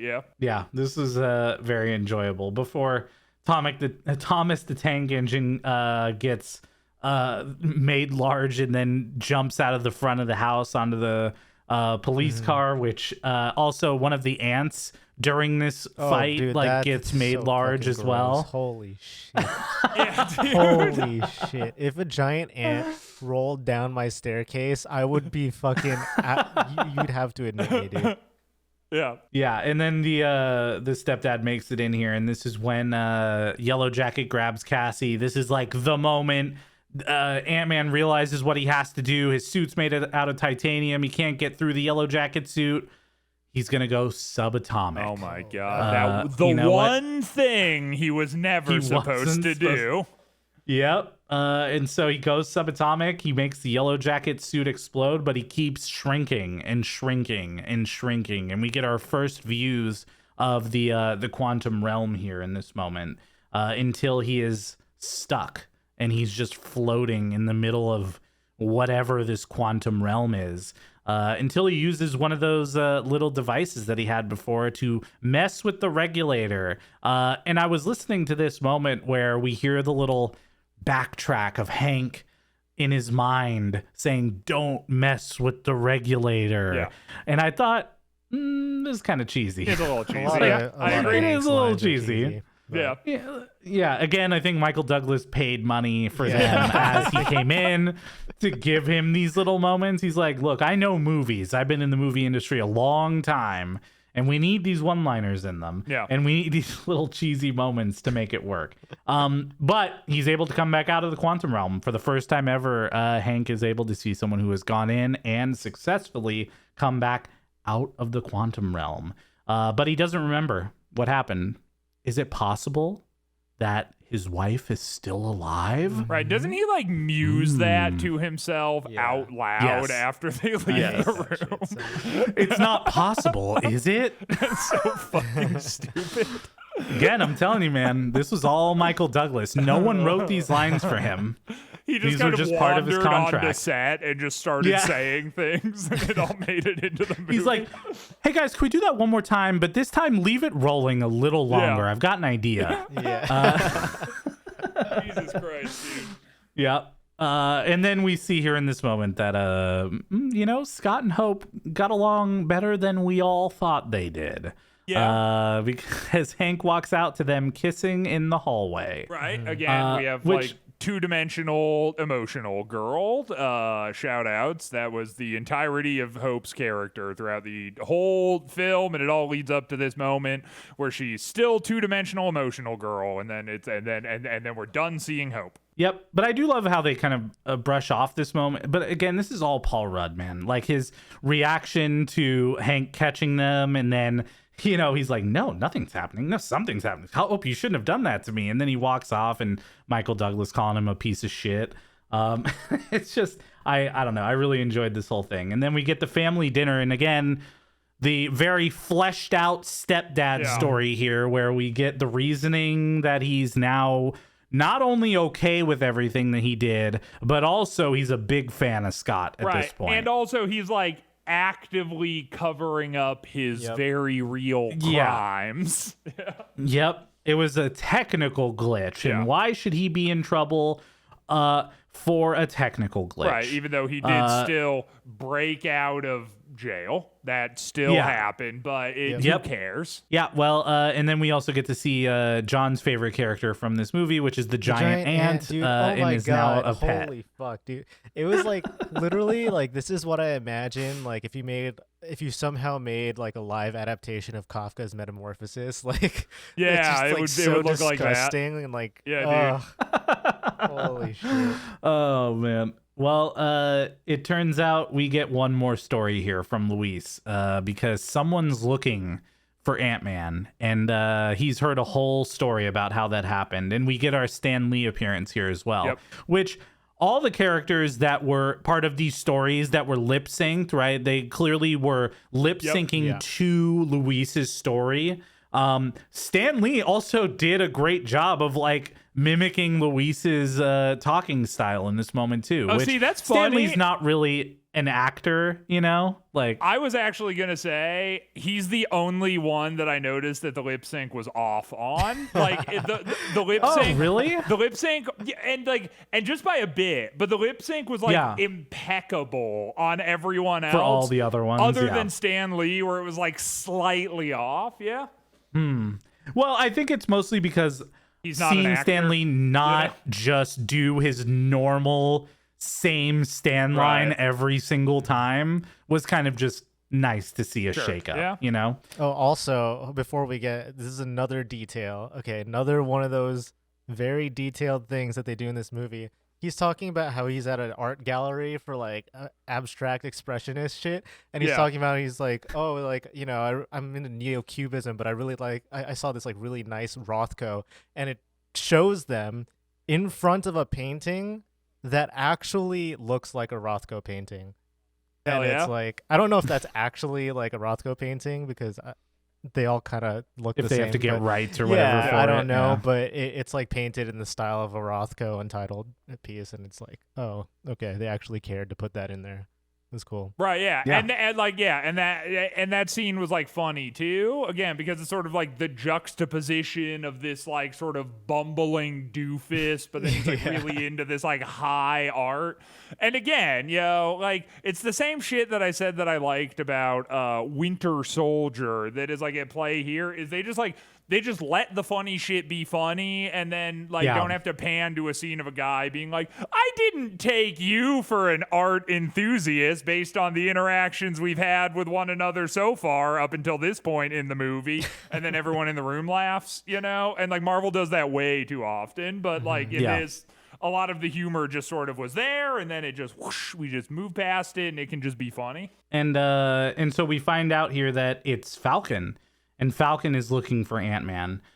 We also get a mention, by the way, of a guy who swings and climbs up walls. We do, yeah. I wonder who that could be. Maybe Black we'll find Widow. out soon. We'll find out in Yes, the very exactly. next movie.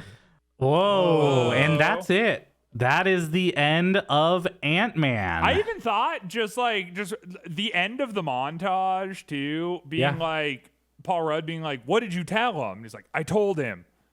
Yeah, and then it's like Ant-Man will return. Even that was funny. Like that was a funny way to end, like the whole fucking solid. You know what? Shout outs. I actually really liked Ant-Man. I thought that was a great movie. Well, we get two credit scenes here. First, we get a mid-credit scene, which is Hank bringing Hope down to the lab and showing her that they were working on a suit for his wife, but you know what? Seems like they were working on it for Hope. Right. And it's setting up potentially the next movie, because guess what that movie's called? Ant-Man and the Wasp. There you go. Yeah. And then we get an end credit scene as well, not just a throwaway, but actually a setup for the next movie, which is Captain America, Falcon, and Bucky. We get a mention of the Accords, which we're going to hear about here in the next movie, and they're going to need some more people to help out because they can't go to Tony this time. It seems like something is causing a disagreement between them. Oh my God. But you know what? Falcon knows someone who can help. Yeah. End scene. Right. Ant-Man will return. Yeah. Yeah. And Ant-Man will return. Cool. Great movie. Dude, Great honestly, movie. man, like, yeah, fuck. I know it's like sort of a weird break in format from the podcast, but this is truly like the first Marvel movie that I've watched where I actually like enjoyed it. Like the Captain America movies, I think, are the standouts, but I would never like consider those as movies that I would just like sit down and watch, and enjoy. But like, Sure. I think Ant-Man, it's like I could have just sat down and watched this with no context for the rest of the Marvel universe, and I still would have liked it. Yeah. Yep. Again, it's the power of Paul Rudd. Yeah. I think that, Straight up, man. Like fucking Paul Rudd killed it, yeah. what a great choice in casting It was for like between him Ant-Man. and And again, Gordon-Levitt or something like that. oh, Yeah. was it? Oh, okay. I didn't know that.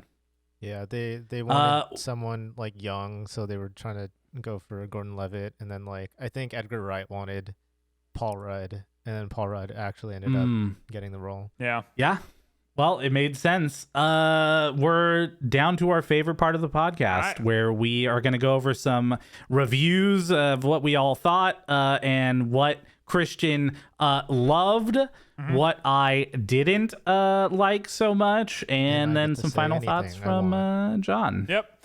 So, I mean, I kind of have already like said it all throughout the course of this podcast, I guess, because, I think that there were actually a lot of things that I liked about this movie, but I guess if I had to pick like one thing as the standout above all of the other things, it would really be that like I feel like this movie went in a good direction as far as what we've seen some of these movies do in the past, or maybe like in spite of what we've seen some of these movies do in the past, where it's like I think superheroes are goofy by their nature. Like it's inherently like kind of a silly concept in a lot of ways.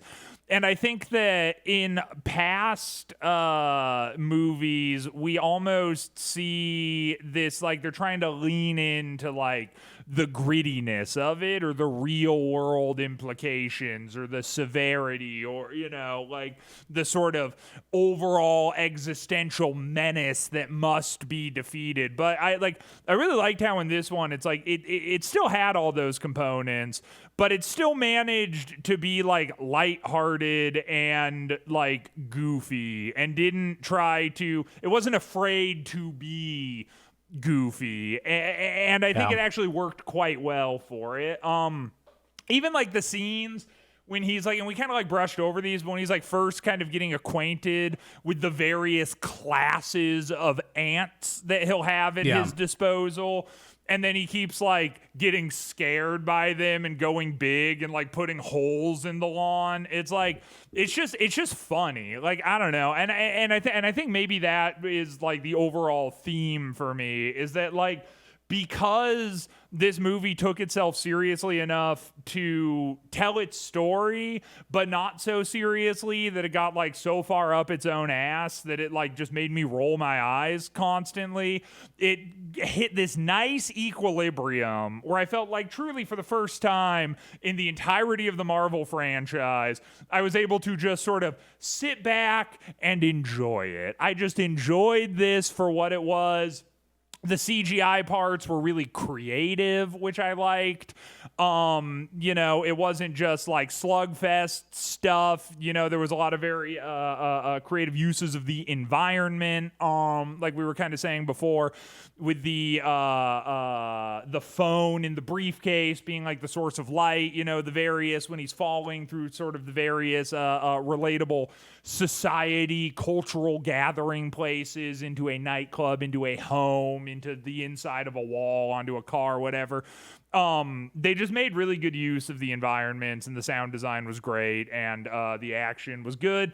The only things I really didn't like, truly, were some of the character motivations were bad. Some of the characters weren't written that well, whatever. But just none of that really stood in the way of my overall enjoyment of the movie.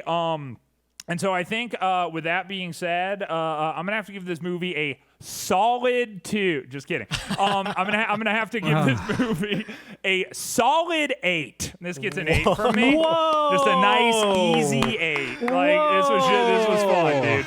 I think it loses some points for me because I hate poorly written women in one-liners films, and Marvel does that a lot. It's like just write interesting women. They have, it's just they don't for some fucking reason. And also, just like some of the one-liners, not great. I thought the villain reveal was a little, cheesy. And I thought that like the stepdad character wasn't, but whatever. But it's like, but the thing is, like, when this movie was good, it like was good enough to overshine all of that. And I think what tends to happen to me is that it's like the high points in these movies often aren't good enough to overshine all of the things I don't like. So I can enjoy something, but all the other stuff still drags down my enjoyment. Where my enjoyment peaked. So all of the nitpicks weren't enough to detract from the things that I did like. So solid, easy 8 from me. On to you. Wow. That's big news. This is gonna make mainstream media. I can't wait to see this on the news on CNN.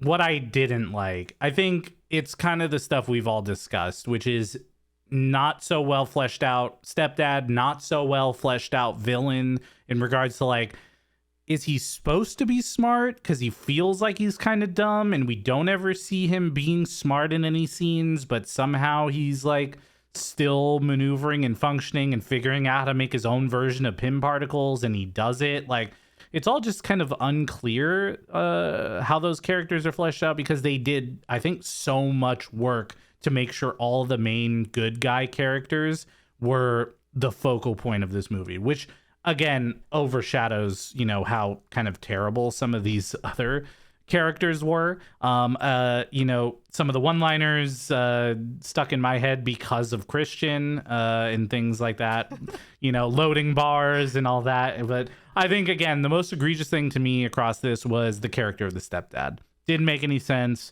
Didn't feel like it was important. Didn't understand what he was doing or why he was doing anything or why he was okay with Scott Typical at the end of the cop, movie. am I right? Yeah. Hey, he was a typical cop because when there was like a dangerous maniac with a weapon in his daughter's room, they all waited like a full 20 minutes before they actually went in to do something. Yeah. That is, true. So there you go. Yeah, but overall, I love this movie. It was the most fun MCU movie so far, hands down. The funniest MCU movie, hands down, so far. I forgot. I mean, again, it's like this was in between Age of Ultron and I think Civil War is the first movie of Phase 3, isn't it? Yeah, I'm pretty sure we're seeing Civil War next in regards to movies. It is sandwiched between two giant movies of Avengers and Civil War, and I kind of forgot how great this movie was. Seeing it again was really, really fun. I would put this at a 7.8 out of 10. Wow. Probably my highest rated one so far. Wow, I rated this higher than you, dude. Wow. Goddamn. I really enjoyed it. Yeah. I would say one other thing that maybe I didn't care about at all in this movie was the whole server room thing. I just didn't care. I didn't care when he was setting up the servers and destroying the chips and planting the bombs. Like that was uninteresting to me. So that's another standout for me. But anyways, loved it. I loved the movie. It was great. Yeah. John, take us away. Wow, that's crazy. I can't believe that Christian actually rated something higher than you did. Yeah, goddamn, dude, what a turn. This podcast is over. But yeah, I don't know. Like leading up to this movie, to me, like watching this movie, I was the least excited. I don't know why, because I had watched the movie before, and I've watched Ant-Man 2, and that's probably what it is. I remember watching Ant-Man 2, and I think Ant-Man 2 was so bad that it retrospectively made me think that Ant-Man 1 was also bad. So I was like, wow, super surprised when I started watching this movie and it actually turned out to be like really fun. Like we said, like the CG was really fucking cool, and I think that means that this was like a pretty well planned out movie. At least when it comes to like all the Ant-Man scenes where like he would shrink down and grow. I think that had to be super, super well planned for it to turn out as well as it did. So props to them. I wish we had a right cut of Ant-Man, kind of like they had Snyder cut for Justice League, because I honestly, I think that if he stayed on the project, this would easily be like an 8.5, 9 out of 10. But because it's in the MCU, I didn't like that. I didn't like how like all the fucking one-liners ended up being. I still cannot get over the power and inconsistency of power of the Ant-Man suit and the Pym particle. I can't. There's something about it. Can't do it. But and also the rock climbing wall fucking bugged me really hard. I don't know. Something we did gloss over was the music was really fucking good in this movie. The theme for Ant-Man is really cool. I liked it felt like very like James Bondy, but also very like old school superhero-ish, like because it's a heist movie basically at its core. Yep. Thought it was really good. So overall, I mean, I think I'm going to have to give it a 7.75. It's a very fun movie. Okay. I don't know if I would watch it over and over and over again, but it is up there. Word. Okay. Well, there you go. Well, I there just it is. rated a movie higher than both of you for perhaps the first and last time in this podcast history, though we will find out. And what a great way to end the movies of Phase 2. Yeah. What you're going to hear next from us is the Phase 2 recap episode, where we're going to go over all the movies of Phase 2 and talk about why Christian totally agrees that I had the right hypothesis that watching all of the MCU makes everything better, and that all the movies are good, and that he rated two movies in this series of movies as a 7 or higher out of 5. Yeah. You know, that's pretty good. Sure. So, you know, Thor Dark World, we're going to forget about and not talk about I think again, we'll even during the talk about recap. it. Yeah, and, for sure. Yeah, you know, it's all going to be really great. Sure. You know, so we'll see. All right. Thanks for listening, everybody. Yep. We'll hear you in the Phase 2 recap. Okay, see you next Bye-bye. time, everybody. Okay, Goodbye. Bye.